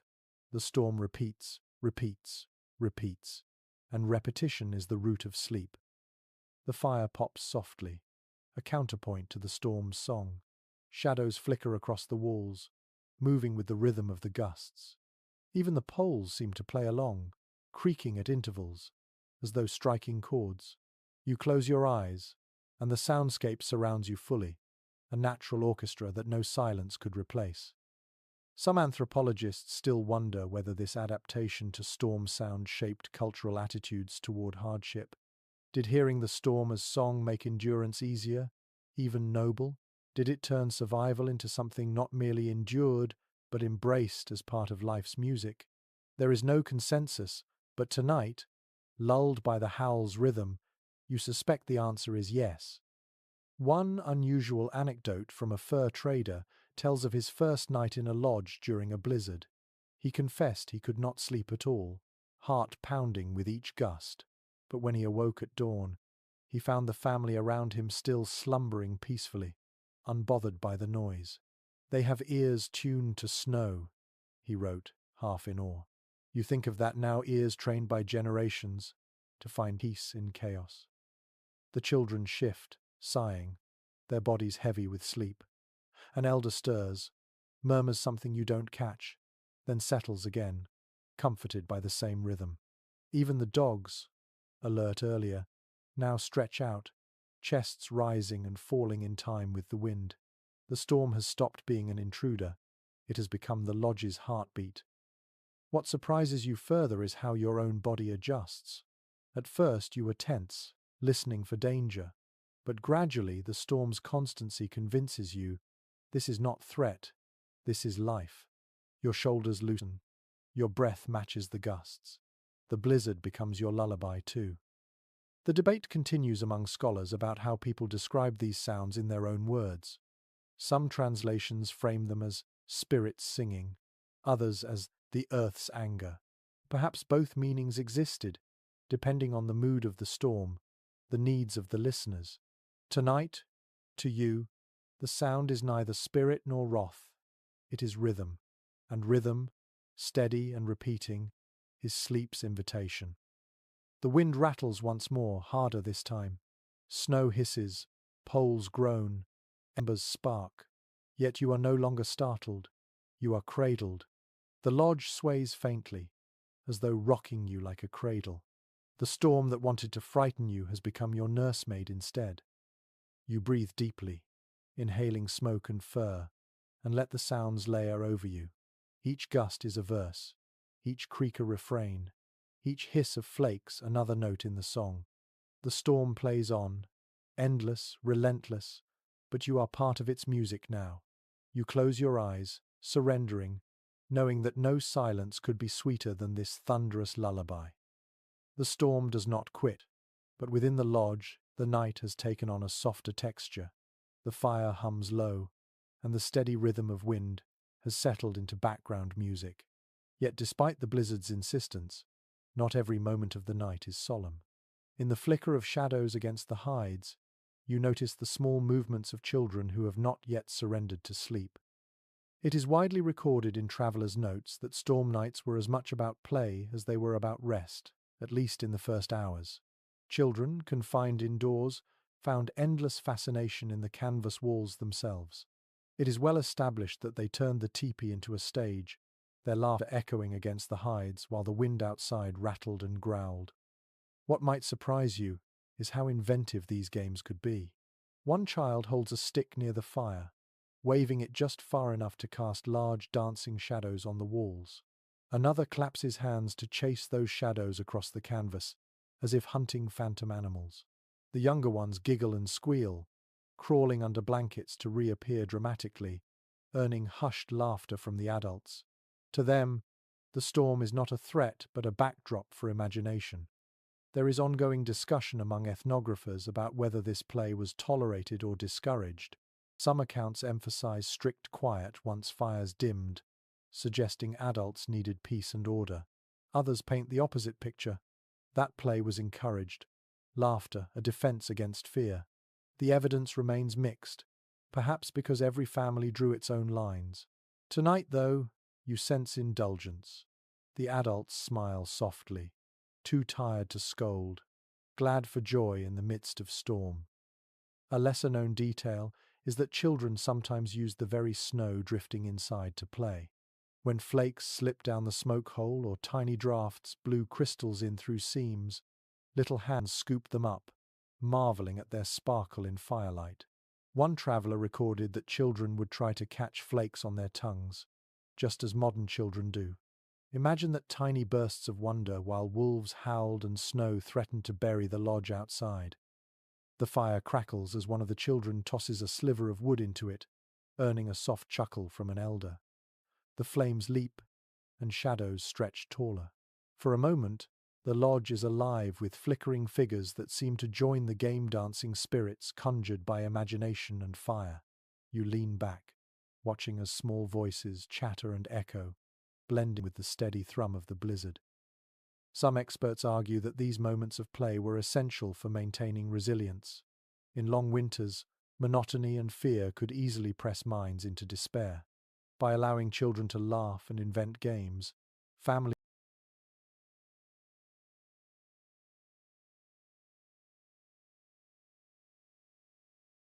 reminded themselves that life was more than survival. Others counter that adults likely grew impatient, needing quiet for sleep and strength for tomorrow's tasks. Yet even in that debate, both sides acknowledge play had its place. One unusual note from a missionary describes his first night in a storm-bound lodge. Expecting silence and solemnity, he was startled when children spent an hour making shadow puppets on the hide, one pretending to be a bison, another a deer. He admitted that their laughter, though strange to his ears, filled the lodge with a warmth even fire could not create. You smile at the thought, joy as insulation, laughter as protection. The dog at your feet lifts its head, ears flicking as the children scamper, then settles again, sighing as if resigned to the noise. Adults shift on their bedding, some watching fondly, others half dozing, but none truly angry. The storm outside may be relentless, but inside, life continues with play as much as prayer. What surprises you further is how natural it feels. Even you, weary from the endless hiss of snow, find yourself smiling as shadows leap across the walls. The storm fades to background noise, drowned out by the lightness of children's voices. For a moment, you remember that survival is not only about enduring, it is about living fully, even joyfully, in the harshest moments. Some scholars debate whether these games were remembered in adulthood, shaping cultural memory. Did elders recall with fondness the nights they made shadows on hides while blizzards raged? Did such memories soften the edge of hardship in stories told later? The evidence is uncertain, but tonight, as you watch, you feel certain they would. How could a child forget laughter glowing against the dark storm? The fire dims again and gradually the energy shifts. Children tire, their voices soften, their movements slow. One crawls into a blanket, curling like a pup. Another leans against a mother's shoulder, eyes heavy, smile still faintly there. The game ends not with scolding but with the natural pull of sleep. Play fades into slumber, laughter into sighs, light into shadow. The storm continues, but inside, peace returns. Adults adjust hides, pulling warmth closer. The lodge breathes again, unified, calm.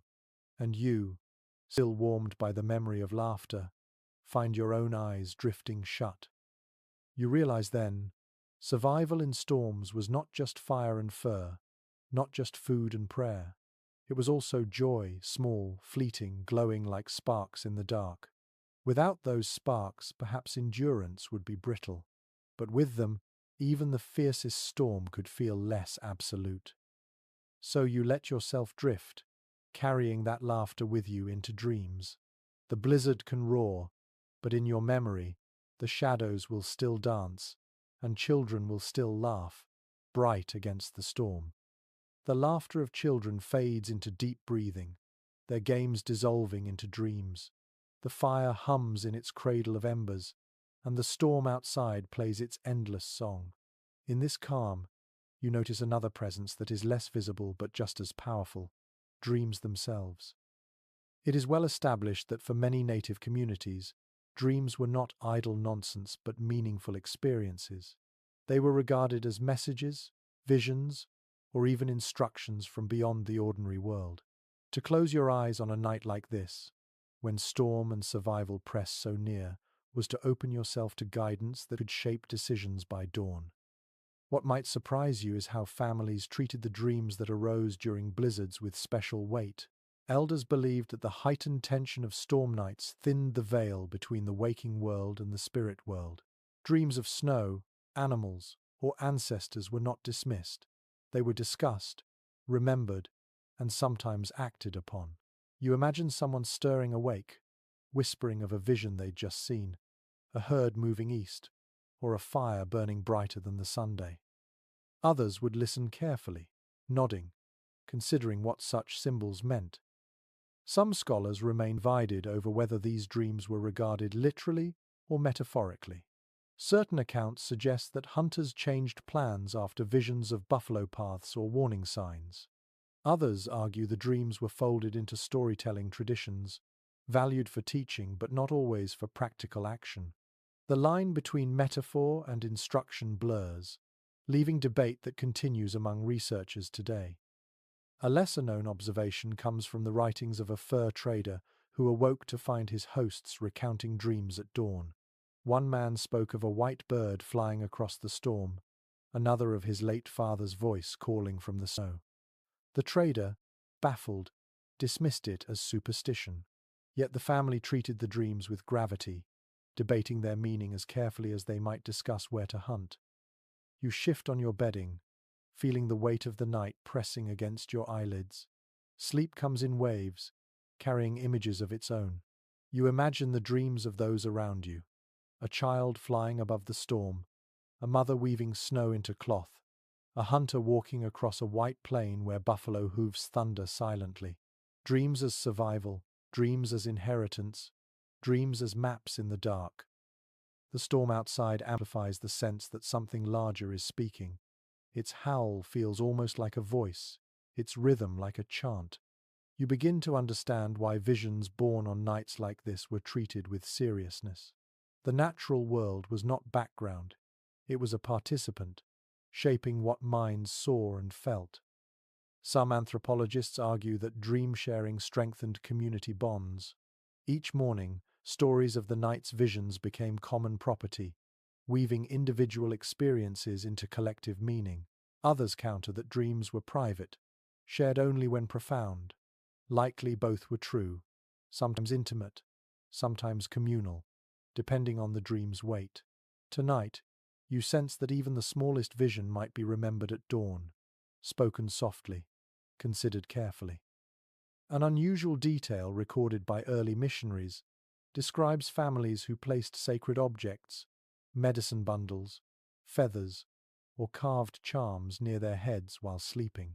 These items were believed to guide dreams, shaping them toward clarity or protection. You glance toward one side of the lodge and see such a bundle laid neatly beside an elder. Its presence is quiet but firm, as if reminding sleep itself to be meaningful. The fire sighs, and smoke drifts upward, curling through the smoke hole. You let your eyes close, surrendering to the rhythm of the storm. Images flicker behind your eyelids, snow swirling in endless patterns, animals' eyes gleaming in the dark, voices calling from far plains. You are aware of drifting, half in the lodge, half beyond it. For a moment, you feel as though you too have joined the centuries of dreamers who sought guidance in nights like this. The debate persists among scholars about how these visions shaped history. Were migrations and hunts truly redirected by dreams? Or did families simply use dreams as one more piece of evidence when deciding what to do? The records do not agree. Yet perhaps the truth matters less than the effect. Dreams gave shape to uncertainty, offering meaning in nights when the world seemed endless and cruel. What surprises you further is how the dreams themselves seem to echo the lodge's rhythm. The blizzard howls, the fire sighs, and in your half-sleep you feel yourself moving within that same pattern. Your breath joins the storm's song, your visions join the lineage of others. Your sleep becomes not solitary but part of the community's survival. A dog shifts beside you, tail thumping softly against the mat, perhaps dreaming of hunts of its own. Children murmur in their sleep, lips forming half words. Elders stir, sigh, then settle again, The lodge is a chamber of dreams, each sleeper weaving their own thread, yet all tied together by the storm's loom. You exhale slowly, letting the images swirl without fear. Dreams are not intrusions, but invitations. They may not all be understood, but each carries meaning, each a whisper that survival is more than bodies enduring. It is minds reaching beyond the storm.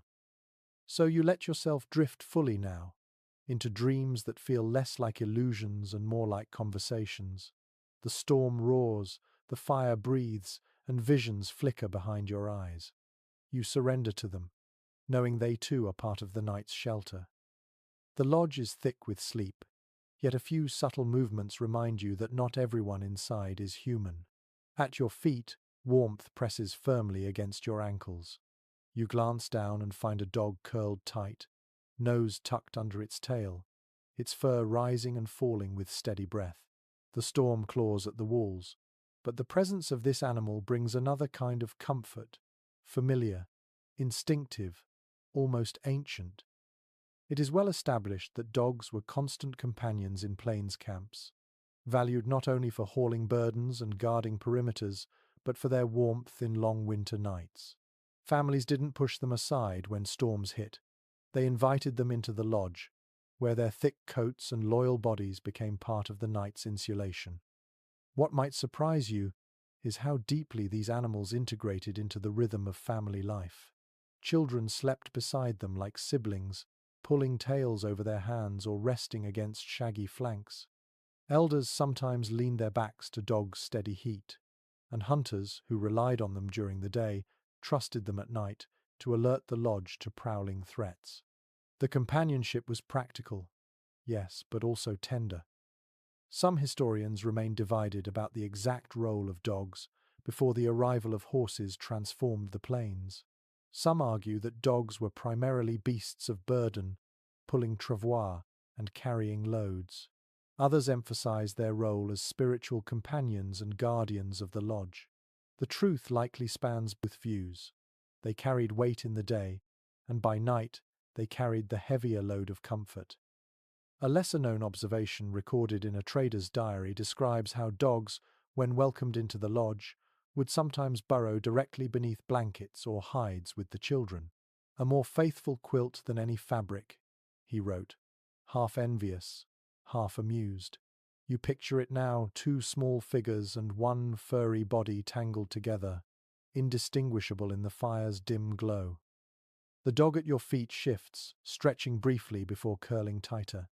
Its warmth seeps into your legs, a steady flow that no fire could provide so directly. You realize that in a storm where every degree of heat matters, this shared body warmth could mean the difference between comfort and misery.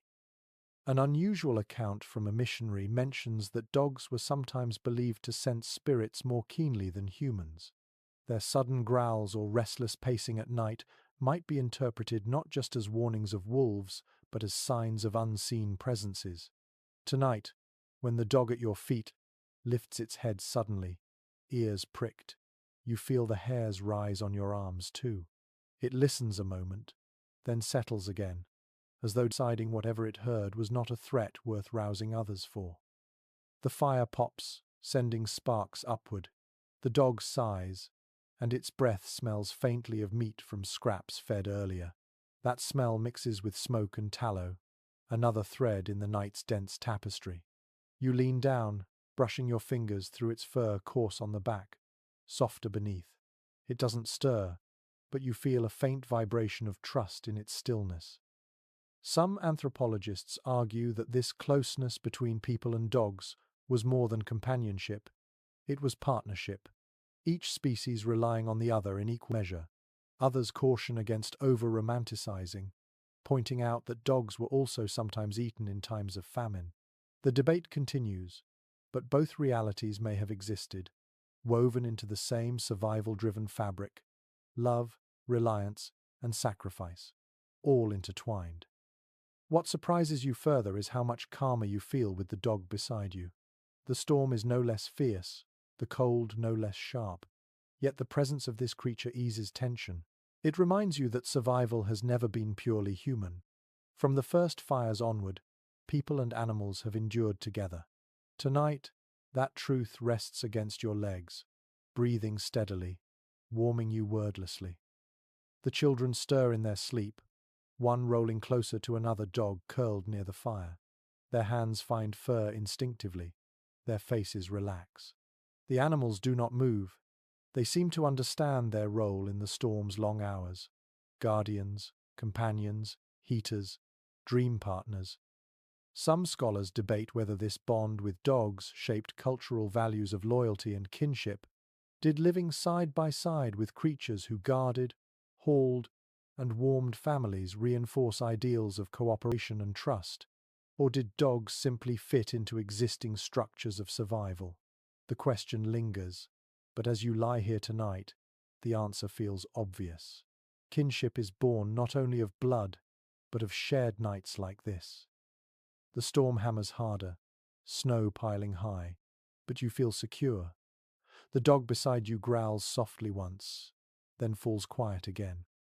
Its ears twitch, its body stays pressed close.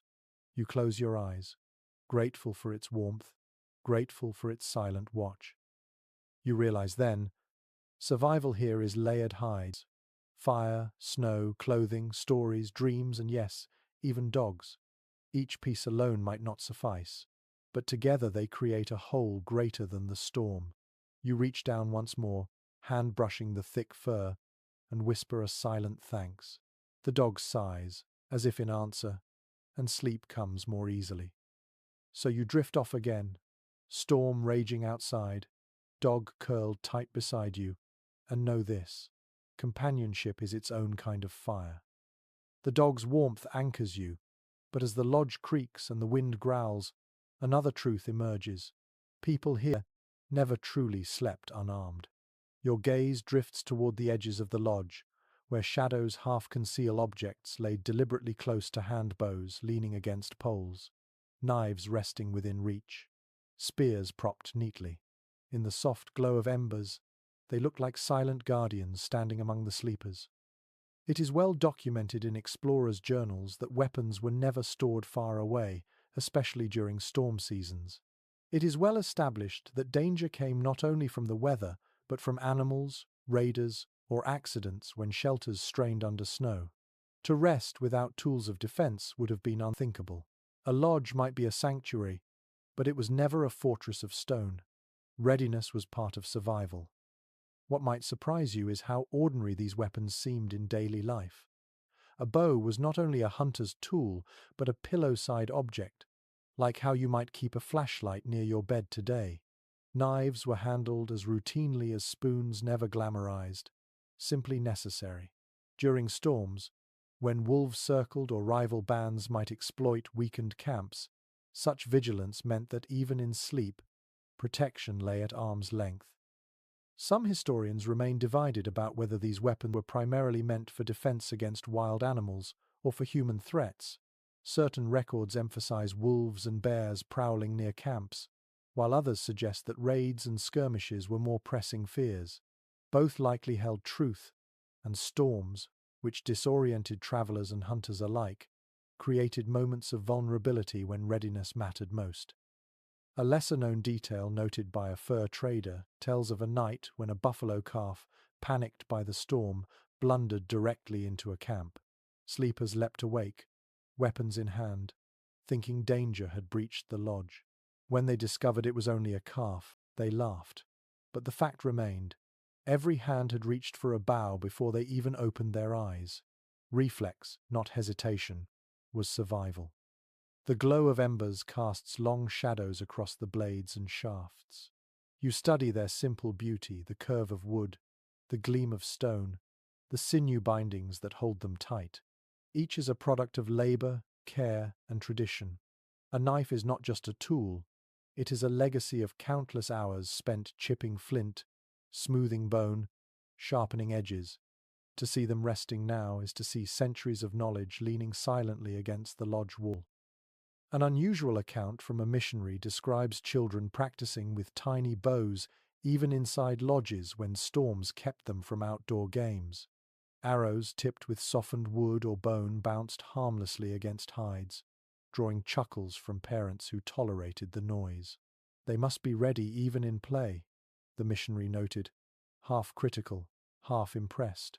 You picture it now, children aiming at flickering shadows, training their hands while storms raged. Some anthropologists argue that this constant presence of weapons blurred the line between war and peace. To outsiders, it might have looked like paranoia, but to those who lived here, it was simple pragmatism. The storm never asked permission, predators never announced themselves, and survival demanded preparation. Others counter that the weapons carried deep symbolic value as well. Objects of identity, reminders of lineage, proof of skill. You shift slightly on your bedding, aware of the comfort in knowing that such tools are near. Even though the lodge is quiet, you feel the aura of readiness humming in the air. Sleep here is not helplessness. It is trust in both the people beside you and the weapons within reach.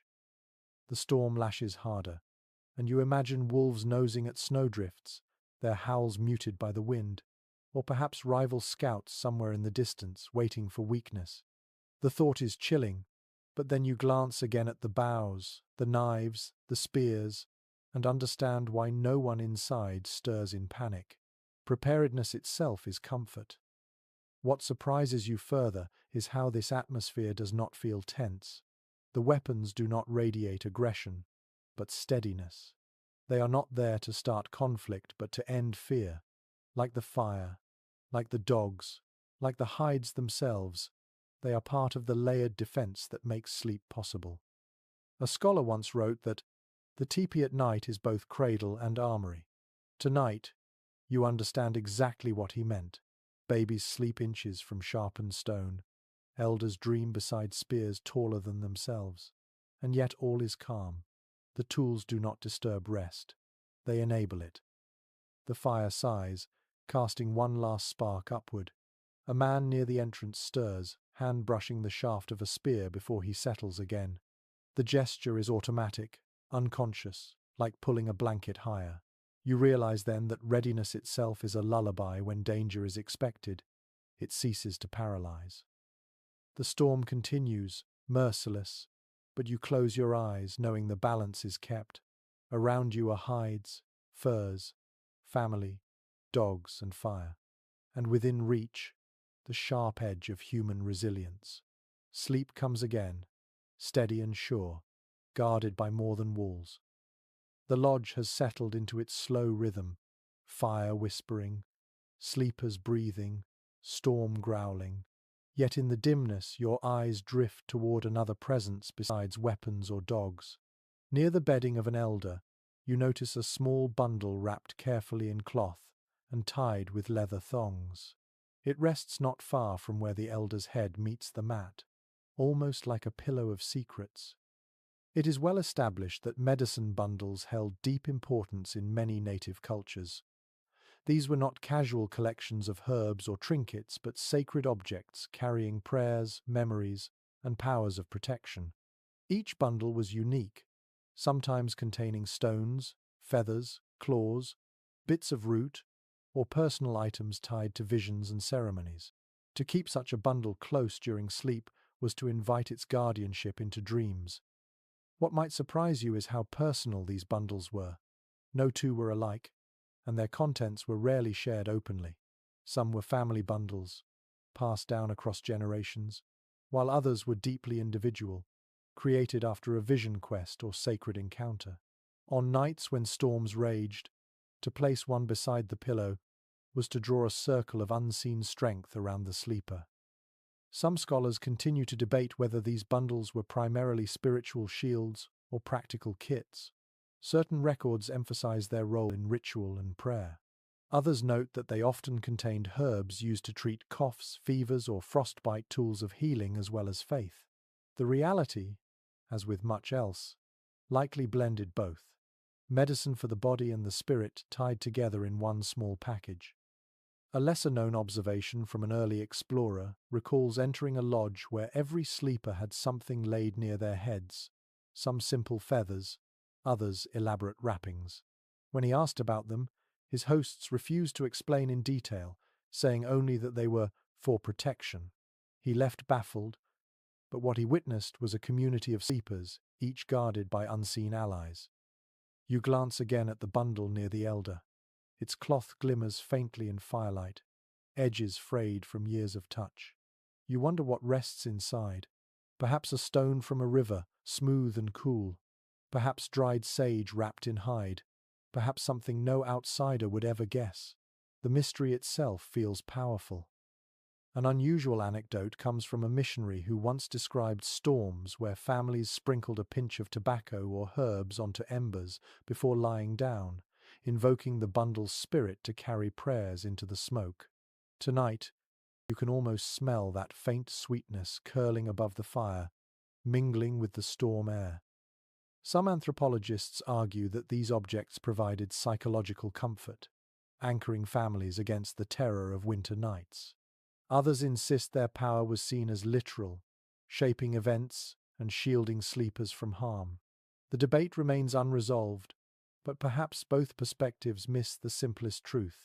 Meaning itself can be medicine. To believe in protection is to feel safer, and in a storm, that safety is priceless. The dog beside you shifts, tail brushing your leg. Its warmth and watchfulness feel tangible, but the bundle by the elder's head feels intangible, a warmth of another kind. You realize that survival here is not just about hides, fire, or food, it is also about spirit. To endure endless winters, people fortified both body and soul. What surprises you further is how naturally these layers coexist. A knife for defense, a fur for warmth, a bundle for protection, they do not contradict each other. They weave together, forming a web strong enough to hold sleep steady even as the storm claws outside. The elder stirs, perhaps sensing your gaze. He touches the bundle lightly with one hand before turning onto his side, a gesture both tender and instinctive. You understand then. It is not superstition but relationship. Just as children lean into parents and dogs curl beside sleepers, so too do people rest against the unseen guardians of their bundles. The fire pops, throwing sparks upward. Smoke swirls, carrying with it prayers whispered earlier. You inhale deeply, feeling the blend of scents wood, hide, tallow, and something faintly herbal, as though the bundle itself perfumes the air. Some researchers speculate that dreams themselves were believed to be shaped by these objects. To sleep beside a bundle was to invite visions aligned with healing or guidance. Did hunters dream of herds because of stones tied to buffalo hunts? Did mothers dream of ancestors because feathers brushed their faces at night? No one can prove it, but the possibility lingers like smoke in the rafters. You close your eyes, imagining what your own bundle might hold if you lived here. Perhaps a small river stone, cool and grounding. Perhaps a feather found after a long walk. Perhaps even a scrap of hide from a dog who curled faithfully at your feet. Objects simple in appearance but heavy with meaning. The storm hammers once more, snow slamming against the walls, but the lodge holds steady. Around you lie people wrapped not only in furs but in faith. You realize that while the fire warms bodies, it is these quiet bundles that warm the unseen spaces, hearts, minds, spirits. So you shift onto your side, listening as the wind shrieks and the poles groan. The bundle near the elder does not move, yet its presence fills the room as surely as the fires glow. You close your eyes, steadied by that invisible protection. Sleep gathers you again, layered with warmth both tangible and unseen. The storm may test hides and poles, but it cannot breach the circle drawn by objects of meaning, kept close beside pillows, tied to the spirit of survival. The storm's fury begins to loosen its grip as dawn inches closer. You sense it before you see it. The wind softens, the rattling against the hides becomes less frantic, and the snow seems to fall in gentler sheets rather than in blinding walls. Inside the lodge, sleepers stir. The night has been endured, and now morning rituals wait. It is well documented that many plains families began each day, even after the harshest nights, with acts of gratitude. It is well established that elders would rise first, tending the fire and offering quiet thanks to the spirits who had guarded the family through the storm. This was not ceremony for show, but an instinctive rhythm recognition that survival itself was a gift. What might surprise you is how practical and spiritual blended seamlessly in these mornings. While one elder added wood to the embers, another might whisper a prayer. While a mother adjusted hides to let in new air, she might also speak softly to the fire, acknowledging its persistence through the night. Gratitude and maintenance were the same act. Some anthropologists remain divided about whether these practices were formal rituals or informal habits passed down naturally. Some argue that set prayers and gestures marked each dawn, while others suggest that gratitude was spontaneous, shaped by individual families. The truth may be that both occurred, a mixture of ritual and instinct, varied by circumstance and tribe. A lesser-known account from a fur trader describes waking to see snow packed tightly around a lodge, nearly burying it, only for the inhabitants to step outside laughing, stretching arms to the sky. They greeted the sun as a friend, he wrote, astonished by their calm after such violence. You picture that moment now, the relief, the joy of seeing light after a night that could have ended so differently. Inside, the lodge stirs. A woman stokes the embers, coaxing flame back to life. The crackle sounds like a sigh of relief, as though the fire itself is grateful. Children blink awake, rubbing smoke from their eyes, asking softly if the storm is gone. The dogs stretch, shake themselves, and sniff the air for signs of change. The elder who slept near the medicine bundle sits upright now, placing a hand on the cloth before lifting his eyes. His lips move silently, words too soft for you to catch, but the gesture is unmistakable. He is acknowledging the night's protection, returning thanks before the day begins. You realize how profoundly such rituals must shape resilience. To start each morning with gratitude, even after hardship, is to affirm strength rather than weakness. An unusual note from missionaries mentions that some mornings after storms, families deliberately stepped outside barefoot for a moment, placing their feet on snow to greet the earth awake. The practice shocked outsiders, but its symbolism is clear, acknowledging connection to the land even in its harshest form. Whether common or rare, the idea lingers, gratitude expressed not only in words, but in direct touch with the world that sustains and tests them. Some scholars continue to debate whether these morning rituals were primarily religious or psychological. Did they invoke spirits literally, or did they simply serve to calm minds, offering order after chaos? The debate may never be resolved, but perhaps it doesn't need to be. Survival often depends less on categories and more on practice. Gratitude, whether to spirits or to life itself, steadies the heart. You imagine stepping outside now, feeling the snow crunch underfoot, the silence of dawn muffled by deep drifts. The horizon glows faintly pink, light reflecting off endless white. The storm has left behind stillness, the kind that feels almost sacred. After the roar of the night, the quiet itself seems like an answered prayer. Back inside, food is fetched from overhead bundles, pemmican, dried meat, perhaps a pinch of berries, simple sustenance to start the day. Children nibble sleepily, still wrapped in furs. Adults chew with quiet patience, their minds already on tasks, checking drifts, clearing paths, scouting for fallen poles. Yet even as they prepare for work, they pause to laugh softly, to speak in low tones, to remind each other they are still here. What surprises you further is how little despair remains. The storm may have stolen hours of rest, may have left dangerous snowbanks, but the mood is not defeat. Instead, it is a kind of defiance softened by gratitude. They lived through the night, and that fact alone reshapes the day. You glance toward the smoke hole. Light trickles in now, golden and pale. The air inside shifts with it, no longer heavy with endless darkness.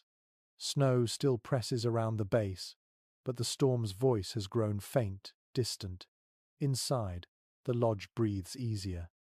An unusual traveller once wrote that he could never understand why people smiled so broadly at dawn after storms, until he endured one himself.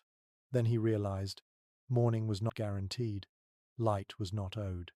Each sunrise felt like a victory, a reminder that storms may rage, but they do not last forever.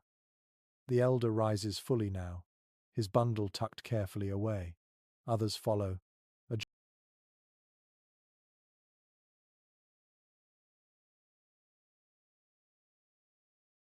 adjusting clothes, stretching limbs, muttering quietly. Outside, the world waits, hushed under snow.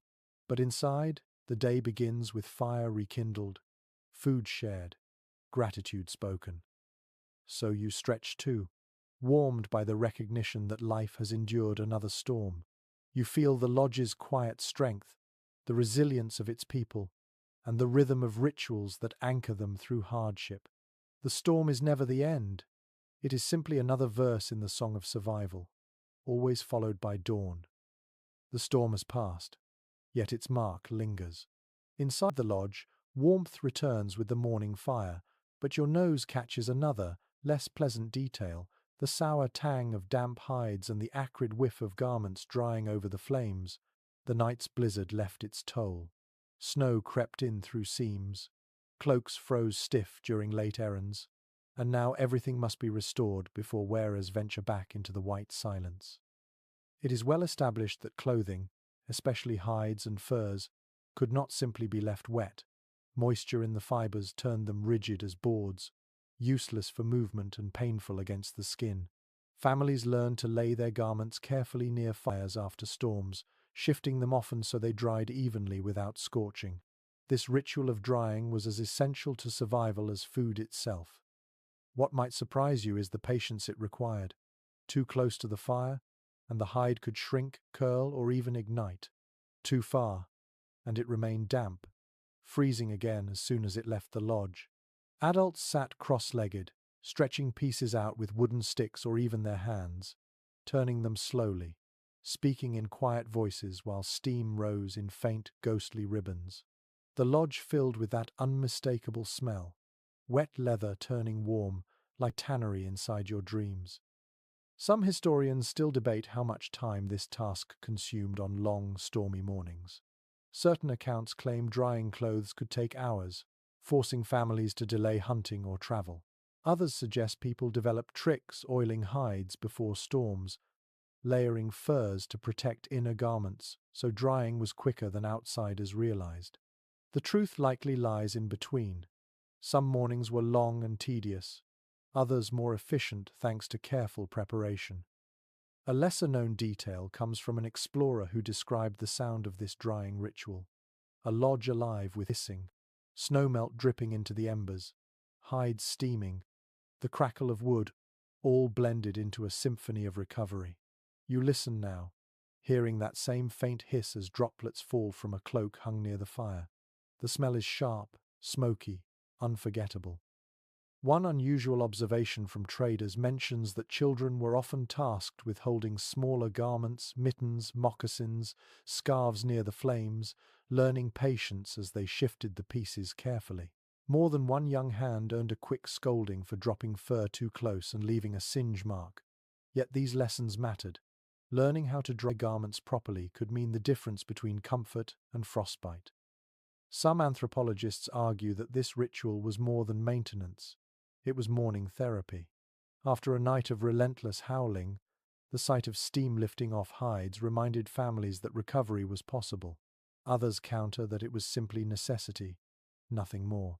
But sitting here, watching as coats soften again and cloaks regain flexibility, you sense both truths. The task is survival, but it is also reassurance. The storm may soak and freeze, but fire and patience undo its grip. You watch as one woman carefully lays a buffalo robe across a pole, stretching it taut, smoothing its edges. Her hands move with practiced rhythm, each gesture one she has performed 100 times. She hums softly as she works, the tune blending with the hiss of drying hides. A child nearby mimics her motions, holding up a small pair of moccasins and turning them with exaggerated care. The adults chuckle quietly, but the child's lesson is real. The smell thickens wet fur, smoke, tallow. You wrinkle your nose, but then realize how comforting it must be to those inside. Each garment that dries is another shield restored, another piece of armor ready for the next venture outside. Without them, the storm still holds victory. With them, the people are once more prepared. What surprises you further is how communal the task feels. No one dries their clothing in isolation. All garments are spread around the central fire, shared space for shared survival. Children dart in to check their pieces. Elders mutter advice. Dogs nose curiously at dripping edges. It is as though the entire family participates in this quiet ritual of restoration. An account from a missionary mentions how striking it was to see gratitude even in this act. Families, he said, often murmured thanks not only to the fire but to the animals whose hides and furs now kept them alive. Drying was not merely about preparing clothing, it was about renewing a bond. Each pelt, each robe, was once a living being, and its gift was remembered as steam rose in the lodge. Some scholars debate whether such respect was truly constant or partly romanticized by later observers. Did people always pause to honor the animals, or was it occasional, depending on circumstance? The records differ, yet as you watch the gentle way a robe is stretched, as if caressing rather than merely handling, you feel the reverence is genuine. The fire burns hotter now, coaxing more steam into the air. The lodge feels damp, heavy, filled with both the stench of wet fur and the sweetness of smoke. Yet there is progress. Garments that were stiff are supple again, ready for another day. Adults exchange satisfied glances. Children pull warm moccasins back onto their feet, wriggling their toes in delight. The storm outside has left its mark, but inside, resilience answers. Wet hides become dry, frozen coats become pliable, and spirits rise with each garment restored. The process is slow, perhaps tedious, but it is also proof that storms can be undone not in grand gestures, but in steady, patient care. So you breathe deeply, letting the scent of smoke and drying leather settle into you. The storm has passed, the fire has endured, and now the lodge repairs what the night tried to break. You close your eyes, warmed by the knowledge that survival is not just about enduring storms, but about mending afterward, garment by garment, task by task, until life feels whole again. The garments are nearly dry now, steam fading from the hides. But another concern quickly takes its place. The woodpile near the fire is visibly smaller, each log a treasure that has burned into ash. You realize that warmth is not endless each night, consumes resources, and in winter storms, gathering more is no simple errand. It is well established that on the open plains, especially in regions where trees were sparse, firewood was scarce. Families relied not only on fallen branches or driftwood along rivers, but also on less obvious fuels. Buffalo chips, dried dung collected from the herds, were an everyday necessity. Far from being disgusting, they burned hot, steady, and smoke-light, making them valuable especially when wood was gone. What might surprise you is the sheer effort required to keep supplies ready. Children and women often gathered dung during warmer months, drying it carefully and storing it in heaps near camp. Hunters sometimes carried a bundle of it even on journeys, ensuring fire could be sparked when no timber grew. Imagine your own survival, depending not on neat cords of wood, but on humble, sun-baked patties stacked like bricks of gold. Some historians remain divided over how plentiful fuel truly was. Certain diaries describe endless shortages, with families shivering through long nights when storms made gathering impossible. Others insist that careful planning and seasonal migration kept camps well supplied. The truth may lie somewhere between, some winters bountiful, others unforgiving depending on terrain and timing. A lesser-known detail from a trader's journal describes how buffalo chips were sometimes prized enough to trade between camps. One man recorded giving away beads in exchange for a bundle of dried dung during a blizzard, chuckling at the irony yet fully grateful for its worth. To laugh and to survive both possible at once. The fire sputters slightly as a thin stick is tossed in. You can feel the tension. Every ember is precious. Adults eye the dwindling pile, weighing choices. Should they risk stepping out into snowdrifts to gather what little the storm left? Or wait, conserving what they have until the sun reveals more? You sense the calculation behind every decision. An unusual observation noted by a missionary tells of families teaching children to ration fire as carefully as food. Do not make it raw when it only needs to whisper, they would say. Tonight, you hear the whisper clearly, the fire burns low, enough to warm but not wasteful. The patience required to resist feeding it lavishly is remarkable, yet necessary. Some anthropologists argue that this discipline shaped cultural attitudes toward resource use. Nothing was squandered. Every scrap had purpose. Others suggest it was simply practicality born of need.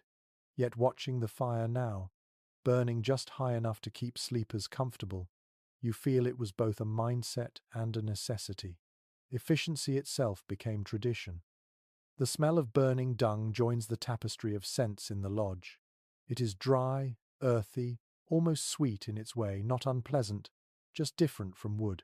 To modern noses it might seem strange, but to those here, it is the scent of survival. You breathe it in, realizing how much the body can adapt, how smells tied to life become cherished. What surprises you further is the creativity people showed when supplies ran low. Some accounts describe mixing dung with bits of bark or even animal fat to make it burn longer.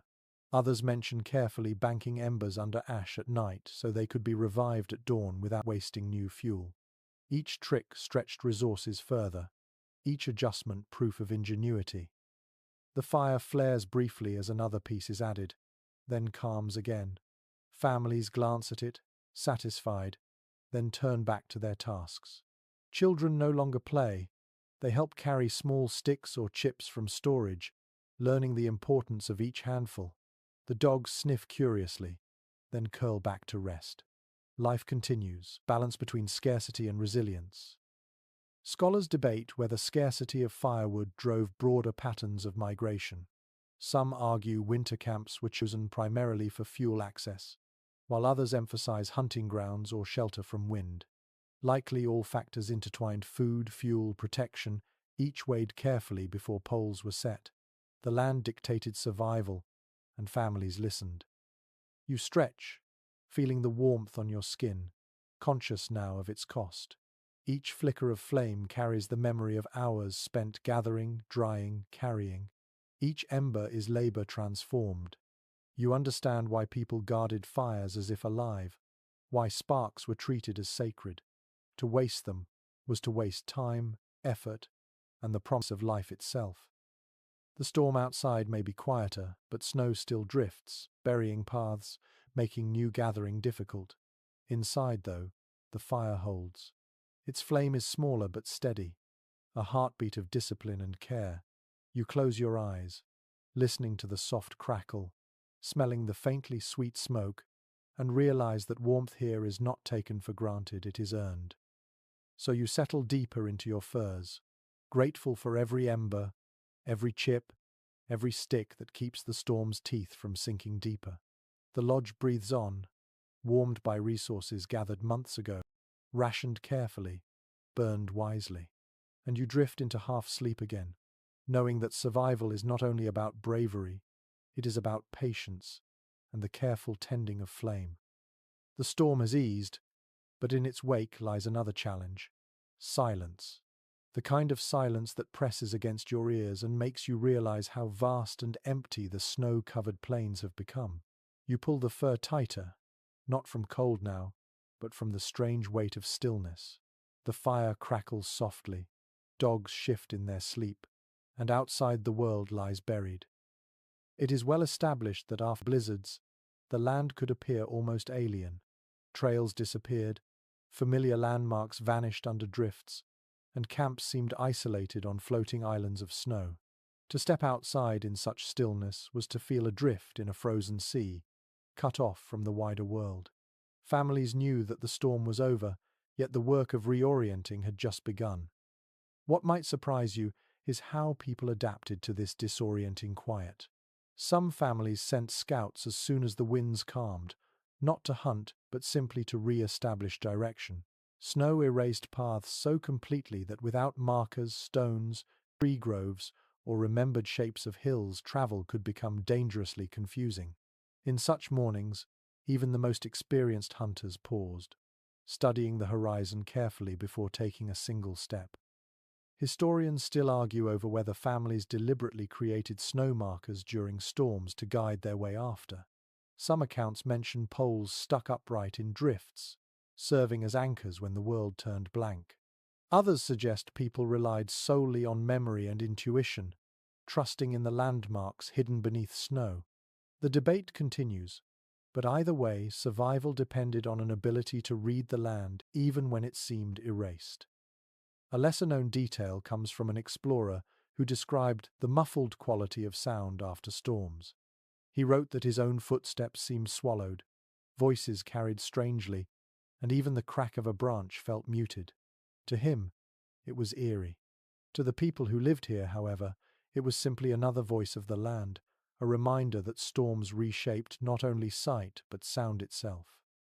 Inside the lodge, you feel the tension of this silence settling in. Adults stir, preparing to step outside, while children cling to blankets, reluctant to leave the cocoon of warmth. Dogs whine softly, impatient to sniff the world beyond the walls. The elder near the fire stretches, bones cracking like the poles overhead. Soon, the entrance flap will be pushed open, and light will pour in. An unusual account from a fur trader describes the first breath of air after a blizzard as sharp as glass, yet strangely sweet. He marveled that even exhausted families stepped out smiling, inhaling deeply as though tasting survival itself. You imagine that now? The crisp sting of frozen air, the faint scent of pine smoke drifting from other lodges, the overwhelming whiteness that blinds and dazzles at once. Some anthropologists argue that these mornings carried spiritual weight, that stepping into a storm-cleansed world was seen as renewal, the earth washed and remade. Others caution against overinterpretation, insisting it was practical reality.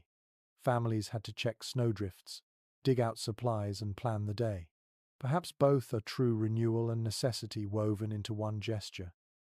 The flap stirs, and a shaft of light slices into the dim lodge. Snow glare bounces off the hide walls, harsh yet beautiful. A man pushes his way out, boots crunching into the drift. You picture the sight from his eyes, endless white, the horizon smeared in pale blue, the sky impossibly wide. The storm has passed, but its silence remains, a vast stage waiting for the next act of survival. What surprises you further is how quickly activity begins. Adults shovel snow from the lodge's base, clearing ventilation, preventing collapse. Children help by stamping small paths, turning drifts into trails. Dogs leap joyfully, their bodies made for such conditions, vanishing in plumes of powder before bursting out again. Life reasserts itself against the silence. An unusual note from missionaries mentions that laughter often accompanied this work. Instead of despair at the labor, families treated it as routine, even playful. Snowballs were thrown, children slid down drifts, and adults smiled at the antics. The silence of the storm's aftermath became filled with sound again, not of threat, but of living voices. Some scholars debate whether this light-heartedness was common or a romantic memory preserved by outsiders. Did laughter truly follow every storm, or were some mornings grim with hunger and fatigue? The records differ, yet as you imagine the dogs bounding, the children shouting, and adults smiling despite the work, you sense that joy was not rare. It was another tool for survival. You close your eyes briefly, feeling the brightness of snow even through the hide walls. The lodge smells still of smoke and fur, but the air carries a new freshness now, creeping in through the flap. You inhale deeply, tasting it sharp, sweet, undeniable. The silence is broken by footsteps, voices, the scraping of poles freed from snow. Life continues. The fire inside is fed again, flames leaping higher as more wood and dung are added. Its light feels less desperate now, more companionable. You stretch under your furs, realizing that the hardest part of the storm is over. The silence has been acknowledged, broken, reshaped into the sounds of recovery. So you let your body relax once more, lulled by the rhythm of activity, reassured by the laughter carried faintly through the flap. The storm's silence has passed, and in its place rises the music of survival boots crunching, dogs barking, voices calling. You drift towards sleep again, knowing that even the quiet aftermath of a blizzard becomes part of life's endless cycle. The sun, faint but steady, climbs higher, and its light turns the snowdrifts outside into glittering waves. Yet the brightness does not erase the deeper worry pressing on every family's mind. Food. The storm may have ended, but its aftermath has buried hunting trails, scattered herds, and silenced the movements of animals. Inside the lodge, you feel the shift in mood. Laughter softens, tasks grow purposeful, and thoughts turn toward what will fill bellies today. It is well established that after blizzards, hunting could be nearly impossible for days. Deep drifts slowed every step, while prey animals hunkered down in shelter, invisible against white plains. Families relied heavily on stores, pemmican, dried meat, nuts, corn, or whatever trade goods they had secured before the storm. Without those preparations, hunger set in quickly. What might surprise you is how resourceful families became in stretching these supplies. Pemmican, already dense and long-lasting, was sometimes boiled into soups, thinned with snowmelt, and shared among many. Even a small scrap could flavor a pot large enough to sustain everyone. Children were taught early to savor every bite, never wasting, never taking more than needed. You picture the steaming pot now, bubbling faintly above the fire, carrying a fragrance of smoke and fat that feels comforting even in scarcity. Some scholars continue to debate whether blizzards caused real famine or simply temporary hunger. Diaries from traders describe families reduced to chewing on hides when storms lasted too long. Others argue that careful planning combined with mobility usually kept starvation at bay. The truth may lie in extremes, some winters merciful, others merciless, survival balanced on how many herds had been found in seasons past. A lesser-known account describes families cracking open frozen marrow bones after storms, roasting them lightly and sharing the rich fat. The children's faces gleamed with grease, one observer noted, and though it was little, it was feast enough. You imagine that moment? Fire popping, hands greasy, laughter breaking through tension for a while as marrow warmed hungry bellies. The lodge smells of cooking now. Someone stirs a pot slowly, the liquid thick with dissolved pemmican. Children sit up straighter, drawn by the scent. Dogs sniff eagerly, tails thumping, though they know their portion will come only after the people have eaten. Hunger sharpens every sense. An unusual note from a missionary describes how even in these moments of scarcity, families often set aside a tiny share as offering tossed into the fire or placed outside for spirits or animals. To outsiders, it seemed wasteful. To the people inside, it was essential, giving back ensured balance, even when little remained. The act itself reminded everyone that survival was not only about hoarding, but about respect. Some anthropologists argue that this attitude helped maintain psychological resilience. To give when hungry may seem foolish, but it reframed the moment hunger was not defeat, but part of a relationship with land, animals, and unseen guardians. Others suggest the practice was simply tradition, followed regardless of reason. Either way, the ritual gave meaning to scarcity, softening its bite. You watch as bowls are filled, small portions, carefully measured. Children receive theirs first, then elders, then the rest. Each person eats slowly, savoring every mouthful. Conversation is quiet, but not grim. There is even a murmur of humor as someone jokes about the wolves outside wishing for a taste. Laughter flickers, brief, but real. Hunger does not erase humanity. It sharpens it. What surprises you further is the patience of the children. No tantrums, no grabbing.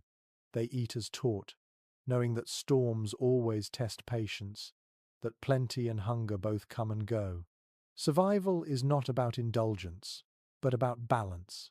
The discipline of food sharing is as much part of culture as stories or songs.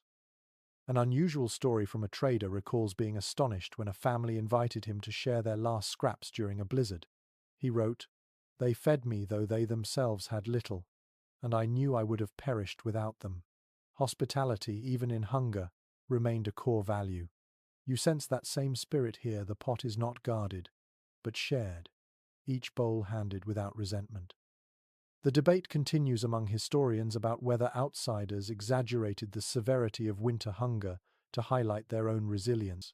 Some records seem dramatic, painting families as perpetually starving. Others downplay hardship, suggesting skill and planning usually prevailed. As you sit within this lodge, you sense the truth is textured.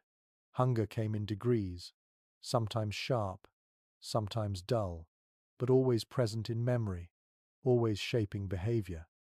The fire warms the pot again, steam curling upward. The smell lingers in the air, filling the lodge with a promise of energy. Children lick their bowls, dogs wait patiently for scraps. Adults stretch, fed enough to face the day. Hunger may not vanish, but neither will determination. You lean back, realizing that storms test not only hides and poles, but also discipline. To eat carefully, to share equally, to respect even when hungry, these acts keep communities whole. Without them, no lodge could endure a winter. So you close your eyes once more, warmed by the taste of imaginary broth, comforted by the smell of food in the air, steady in the knowledge that hunger has been faced before and will be faced again, always with resilience. The storm may take much, but it cannot take the will to share, to endure, and to wait for the herds to return. The bowls are licked clean, the pot scraped until only a thin glaze of fat remains on its sides. Hunger has been dulled for now, though not erased. As you shift under your furs, you realize the next pressing task is not only about food or fuel, it is about finding your way again. Storms are not just walls of snow. They are erasers, wiping paths, covering landmarks, and leaving the world strange and new by morning. It is well established that the plains could become unrecognizable after a heavy blizzard. Hills softened into smooth humps, valleys filled until they looked like open fields, and even trees bent under the weight, their familiar shapes disguised. Hunters stepping out after storms needed more than sharp eyes. They needed memory, intuition, and skill to reorient themselves in a land that no longer looked the same. What might surprise you is how families cultivated this sense of direction from the time children could walk. Parents trained youngsters to notice subtle cues, the angle of prevailing winds, the way snow drifted against hills, the faint line where grass poked through thin crusts. Children learned to mark the position of the sun even on cloudy days, to feel direction in their bones when sight was useless. You imagine a child standing in knee-high drifts, squinting at the sky, declaring confidently which way the herd had last moved. Some scholars remain divided on whether families deliberately placed markers before storms, such as poles or bundles tied to tall grass. Certain accounts describe such practices clearly, noting that they saved lives when snow buried the land. Others suggest reliance was almost entirely on memory and instinct, arguing that markers could be swept away too easily. The truth may be a mixture. Sometimes markers helped, sometimes the land itself was the only guide. A lesser-known detail from a trader's notes describes elders teaching children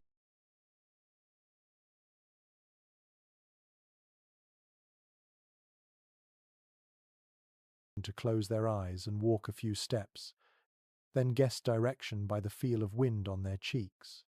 It was practice, a game with serious stakes. To lose orientation in whiteout conditions could mean wandering into danger or wasting precious energy. Better to be trained early, even in play, than to be caught helpless later. Inside the lodge, you hear adults murmuring now, planning who will step outside first, who will check the drifts, who will scout for signs of movement. Dogs whine softly, eager to stretch their legs, perhaps to sniff out trails invisible to human eyes. Children huddle, wide-eyed, half excited, half fearful.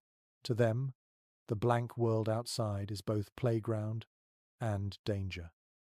An unusual account from a missionary recalls walking with hunters after a blizzard and being bewildered when they stopped, crouched, and studied a snowdrift as if it were a book.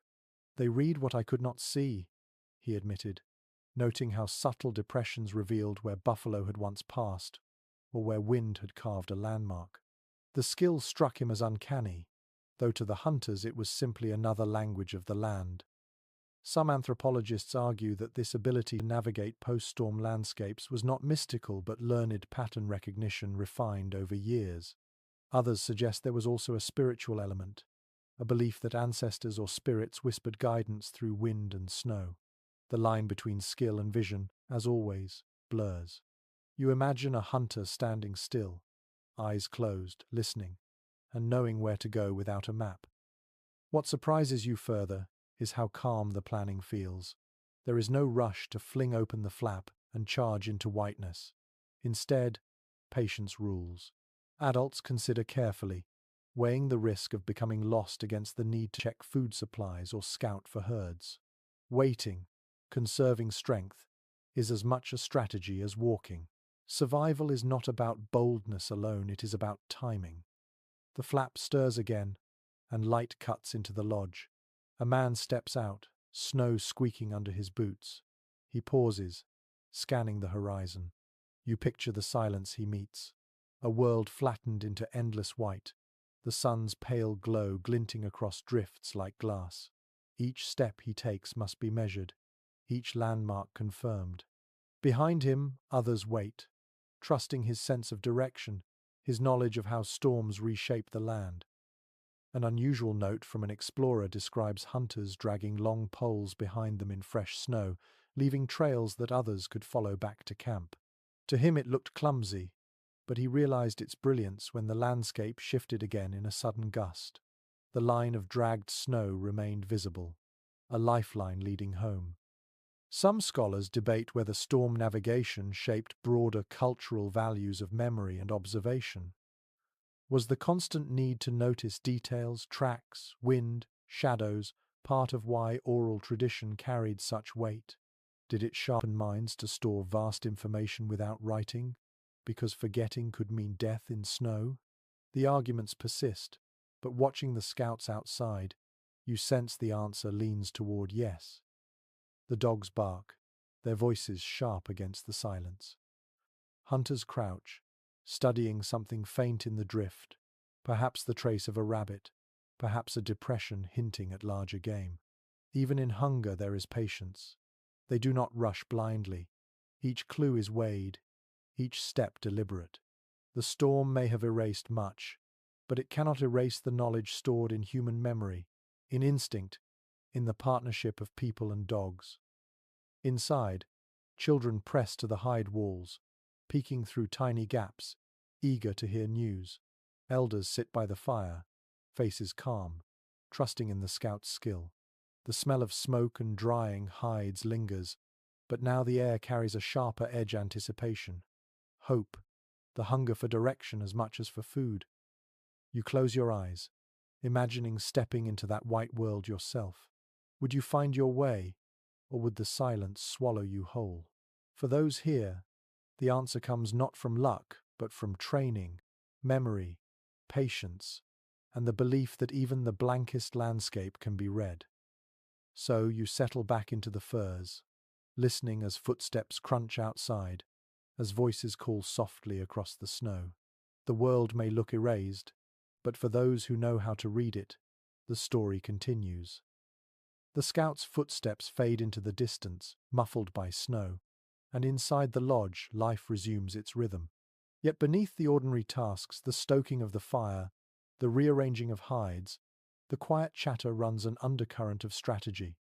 Survival after storms is never left to chance. Planning, as much as hunting or gathering, is the true spine of endurance. It is well established that winter survival depended heavily on foresight. Families did not stumble into safety. They prepared with methodical care, often months in advance. Stores of pemmican, dried corn, and herbs were packed away long before the snow arrived. Hide repairs were made early in autumn, poles checked and trimmed, routes scouted. A storm could surprise travelers, but within camps, preparedness was a daily habit, woven into the culture like sinew into bowstrings. What might surprise you is how democratic this planning often was. Decisions about moving camp, rationing food, or risking hunts were not made by one person alone. Families gathered, voices overlapping in discussion, elders recalling past winters, younger hunters offering their observations. Choices were shaped by memory as much as by the immediate storm. Imagine sitting here, listening to the quiet arguments, one voice urging patience, another pressing for action, a third reminding them of the time herds shifted unexpectedly east after a blizzard. Survival was a conversation. Historians still debate whether these decisions were guided more by practical observation or by spiritual consultation. Some records emphasize the role of dreams, visions, or rituals in determining when to move or hunt. Others highlight pragmatic details. Tracks spotted, weather patterns read, the state of supplies. Perhaps, as with so much else, both were true. Planning combined spirit and skill, faith and fact, until no clear line separated them. A lesser-known detail comes from an explorer who described families mapping snow conditions in the ashes of the fire pit. With sticks they drew ridges, valleys, and drifts, marking where scouts had gone and where herds might be hiding. Their maps were erased within hours, he wrote, but for that morning they were the world. You picture it now, fingers tracing lines in ash, children watching wide-eyed, the storm's chaos tamed into shapes on the floor. The elder in the lodge now leans forward, speaking softly, his words deliberate. Others nod, murmur responses. You can't understand the exact phrases, but the tone is clear. Consideration, debate, weighing of options. A younger man gestures toward the flap, perhaps arguing for an early hunt. A woman shakes her head, her voice firm, reminding all of supplies still stored overhead.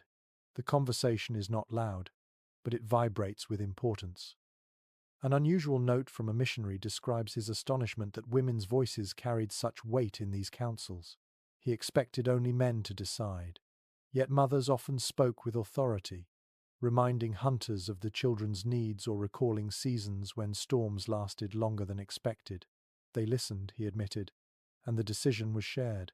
You sense that same balance here, every voice part of survival, not only the hunters. Some anthropologists argue that such collaborative planning reflected deeper values of community over individual heroics. Others claim outsiders exaggerated the equality, projecting ideals onto what they saw. Yet as you sit within this circle of murmuring voices, you sense truth in the former. Survival demanded cooperation. No single person, no matter how skilled, could guarantee safety against winter's fury. What surprises you further is the calm of these discussions. No shouting, no panic. Even hunger does not fray the edges of patience. Each voice is heard, each memory considered. The storm may have been chaos, but planning is order. You realize how much strength lies in this rhythm.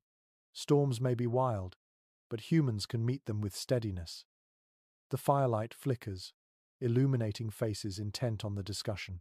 The elder gestures toward the roof, perhaps reminding others of how the snow packed high overnight, how the structure itself must be checked before travel. Another person points to the children, still curled under furs, proof that safety for the youngest is always the first measure of success.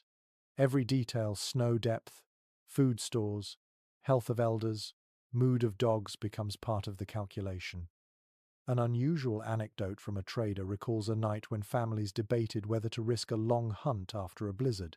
Voices weighed pros and cons deep into the night, until finally, an elder told a story of a past storm where haste led to loss. The memory shifted the decision, and they waited 3 more days. When herds finally appeared, their patience was rewarded. They remembered storms as though they were teachers, the trader wrote. You nod, inwardly patience shaped by memory, is its own kind of weapon. Some scholars debate whether planning councils after storms had formal structure or were more spontaneous.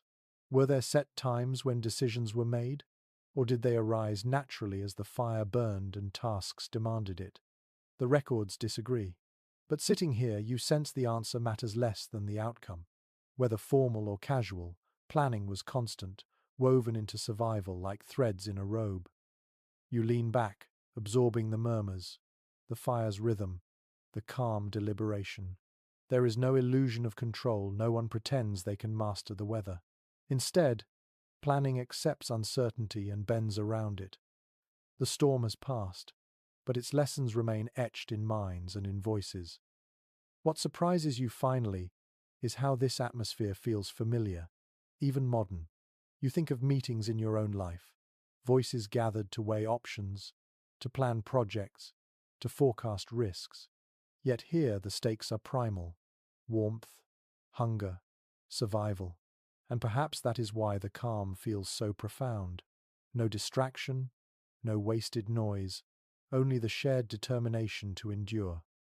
The council murmurs on, dogs shift restlessly, children sleep on, and outside the snow waits for decisions.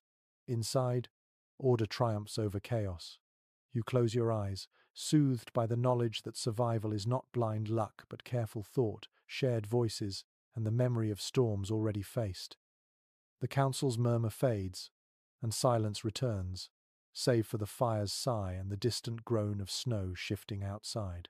Yet you sense another layer of protection in this lodge, something less tangible than furs or weapons, less immediate than food or fire.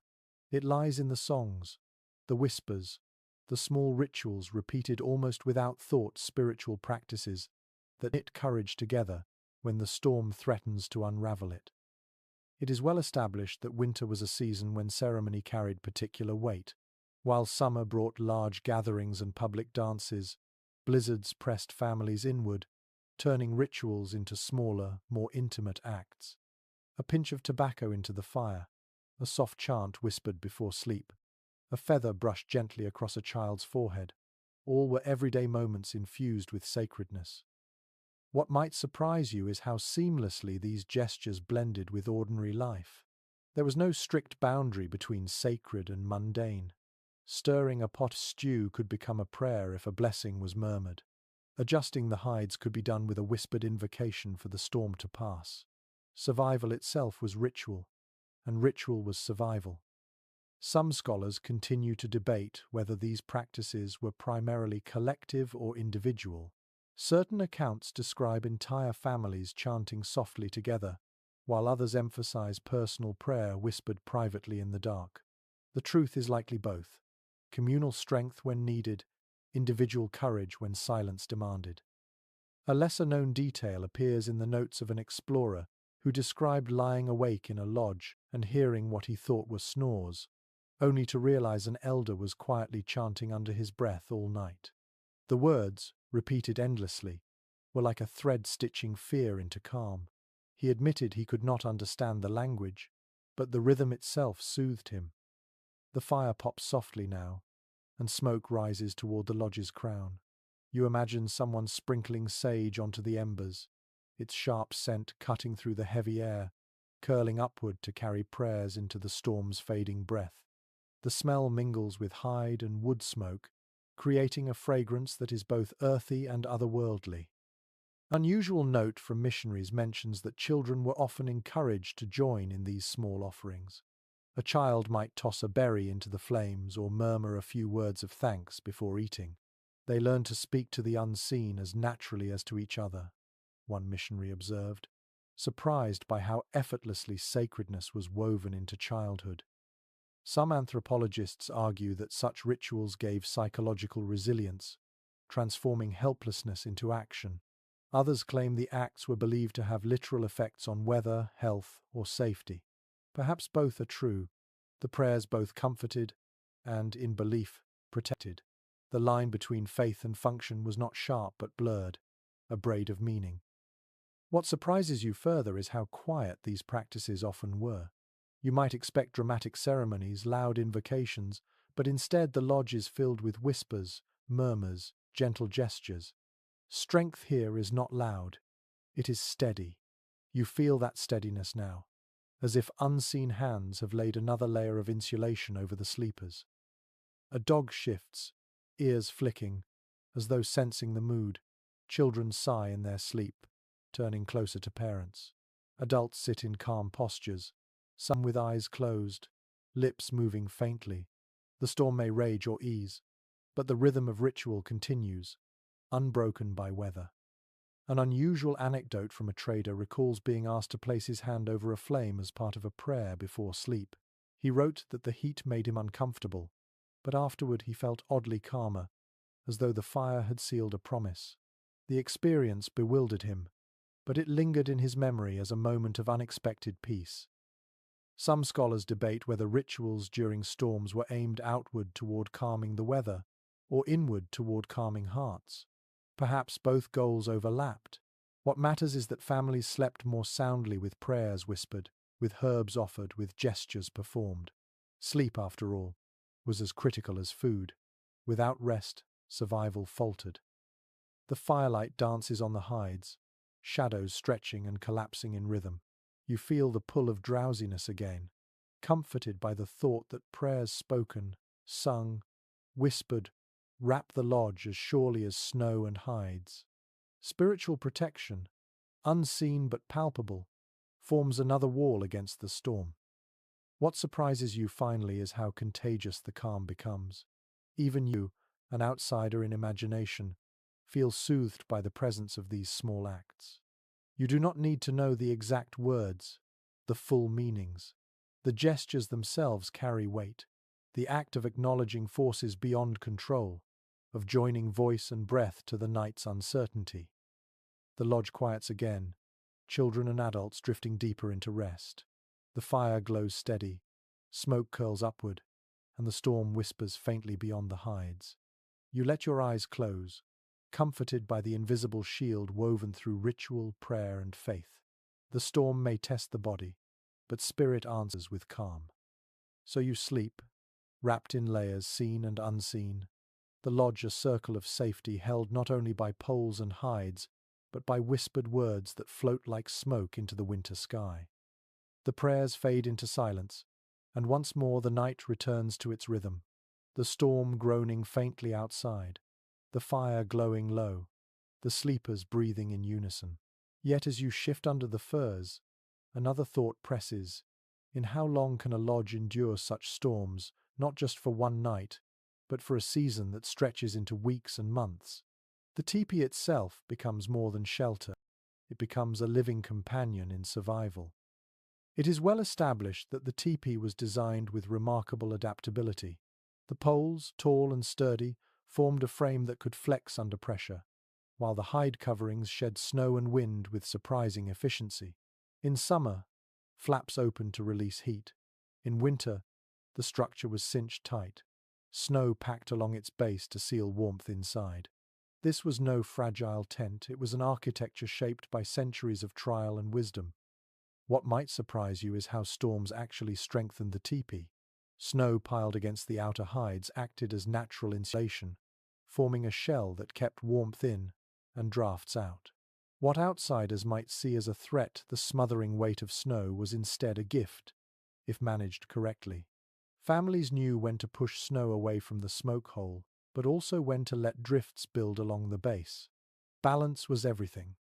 Some scholars remain divided over whether teepees could withstand the most extreme blizzards without damage. Some accounts describe poles snapping under relentless pressure, forcing families to rebuild. Others insist the design was so resilient that collapse was rare, especially when maintained carefully. Likely both were true. Skill in setup determined endurance, and mistakes were punished by storms without mercy. A lesser-known detail from an explorer's diary describes families adjusting poles even during storms, venturing briefly into the howling night to tighten ropes or re-angle stakes. They worked as though the lodge were alive, he wrote, tending it like a beast that must be fed or soothed. You picture that now figures crouching in snow, hands raw from cold, yet steady as they pulled knots tighter, trusting the structure to cradle them again. Inside, you glance upward. The poles above you converge into a crown, a circle that frames the smoke hole. In firelight they glow golden, rising like ribs of a great creature. The hides stretched over them ripple faintly with the storm's breath, creaking softly. You feel as though you are inside a chest, sheltered by the breathing body of the teepee itself. An unusual account from a missionary mentions that families sometimes spoke of lodges with affection, even giving them names. To him, it seemed fanciful, but to those who lived here, the structure was no less vital than dogs, weapons, or fire. It had its moods, its strengths, its weaknesses. To neglect it was unthinkable. To care for it was to honor survival itself. Some anthropologists argue that the circular design carried symbolic as well as practical meaning.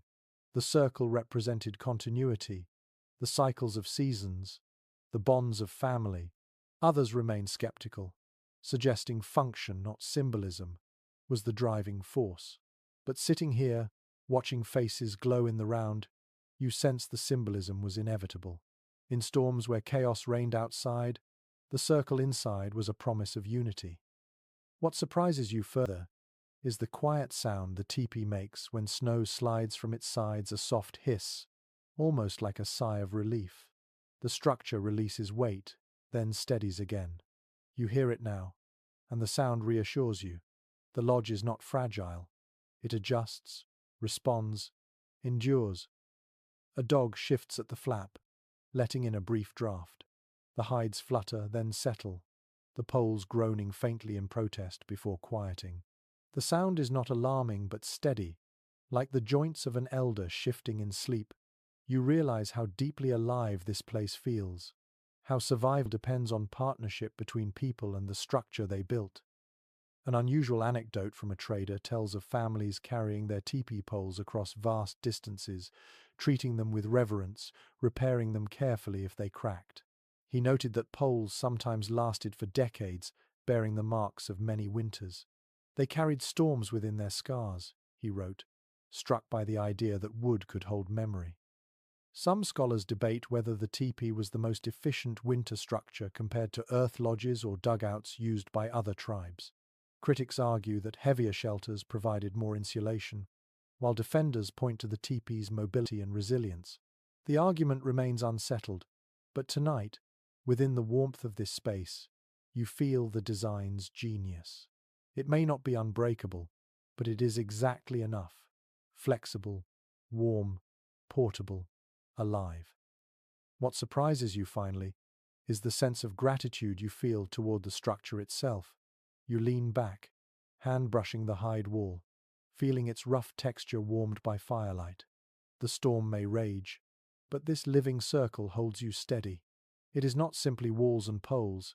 It is a companion, a guardian, a silent participant in survival. The fire pops once more. Shadows leap across the hides, and the teepee breathes with you. Outside lies snow and silence. Inside lies warmth and resilience. You close your eyes, comforted by the thought that for countless winters, this design has carried families through storms fiercer than yours, and it will continue to do so, as long as humans need circles against the chaos of snow. The storm has loosened its grip entirely now. Dawn spills into the lodge in pale sheets of light, reflecting sharply off snowdrifts that still tower outside. The air feels lighter, less burdened by fear. Inside, families stir in earnest, not only with relief but with renewed energy. The worst is over, yet the night just endured lingers in every face, every motion. You can see it in the way people stretch slowly, savoring the warmth, and in the way children laugh a little louder than usual, as if to push back the memory of the blizzard. It is well established that storms were woven into seasonal memory. They were not forgotten once past. They became lessons, folded into stories, guiding future choices. Children who woke to whispers of reassurance would grow up remembering how furs and fire, patience and prayer had saved them. Those lessons shaped how they built camps, rationed food, and taught their own children in winters to come. What might surprise you is how storms were often retold not as tragedies but as trials overcome. In oral traditions, hardship rarely stood alone. It was framed as a challenge answered with resilience. A blizzard that buried trails might later be remembered as the night laughter softened fear, or the night a bundle's prayer brought safety, or the night a dog pressed close enough to save toes from frostbite. Memory was not of suffering but of endurance. Some historians remain divided about whether these retellings romanticized hardship or reflected genuine cultural resilience. Certain accounts portray families as relentlessly positive, while others emphasize the silent scars storms left behind. The truth likely lives between suffering was real, but so was the power of framing it as victory. A lesser-known detail comes from a trader who lived with a plains family one winter. After each storm, he noted, they held small gatherings where elders told children the story of what had just happened, as though the storm were already history, already myth. They gave the children courage by turning fear into narrative, he wrote. You can imagine that now. The elder clearing his throat, children leaning forward, adults smiling knowingly as the storm is transformed into a tale before their very eyes. The fire burns brighter now as more fuel is fed into it, a symbol that the night's rationing is no longer necessary. Steam rises from another pot, thicker this time, richer. The smell of meat and fat fills the air. Children crowd closer, eyes wide with anticipation. Dogs circle eagerly, tails wagging. A night of scarcity gives way to a morning of plenty, however modest. An unusual account from a missionary describes how families sometimes celebrated the end of a storm with a feast, no matter how small. To outsiders, it seemed reckless to eat extra when resources were limited. Yet the act carried meaning, to honor the endurance of the night, to give thanks, to remind all that life was still abundant enough to share. They taught me that celebration is part of survival, he confessed. Some anthropologists argue that such rituals of relief were critical to mental health.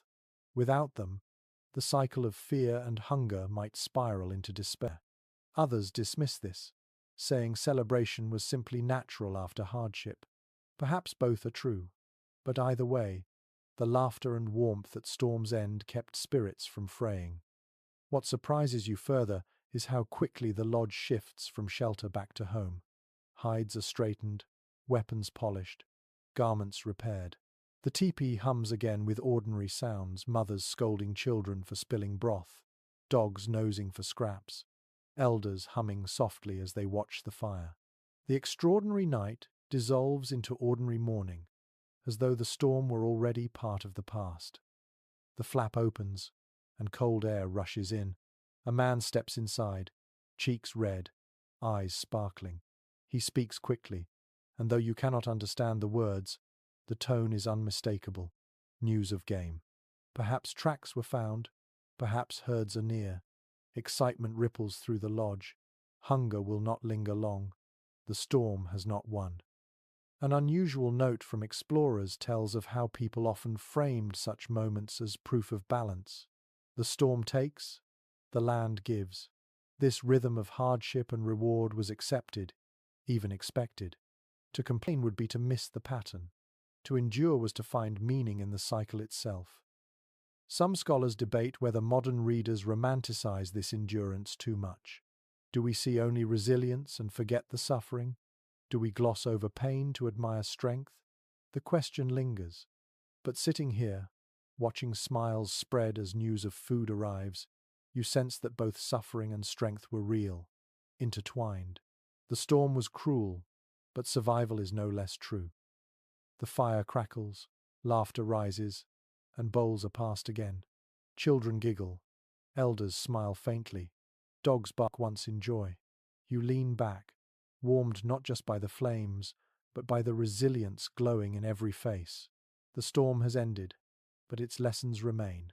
Prepare well, share wisely, respect the unseen, lean on family, and never underestimate the strength of laughter. What surprises you, finally, is how peaceful you feel. The blizzard that once threatened to swallow the world has become only part of the story, woven into the tapestry of nights endured. And in that realization lies a quiet truth. Storms will always return, but so will the circle of fire, fur, and family. The storm has passed, and so has the long night. You breathe slower now, the tension draining from your shoulders, your thoughts softening like snow settling into silence. The fire burns low, but its glow is steady, no longer desperate, only gentle. You hear the last embers crackle, faint as whispers, and you let that sound carry you deeper into rest. Outside, the land is blanketed in white, a canvas washed clean by the storm. The air is still crisp, waiting for the sun to rise higher, but inside you remain wrapped in warmth, layered in hides, guarded by the echoes of song, story, and prayer. You remember the laughter of children, the comfort of dogs, the steady murmur of elders, the flicker of flames that never surrendered. Close your eyes and see the teepee again, poles stretching upward like ribs of a giant protector, hides drawn tight, snow hugging its base like another blanket. You are inside that circle still, safe and calm, no wind able to reach you here. The storm has become memory, softened by the glow of survival. Breathe slowly. Let the rhythm of your breath match the fire's last sighs, the steady heart of the lodge. You are not alone. Generations before you endured nights just like this, and generations after will do the same. You are part of that long, unbroken story, resting now as they rested, safe in the circle of warmth. So let the weight of the blankets sink into you. Let your body grow heavy. Let your mind drift like snowflakes spiraling downward. The storm is gone, the night is gentle, and sleep waits to gather you fully. Drift now, quietly,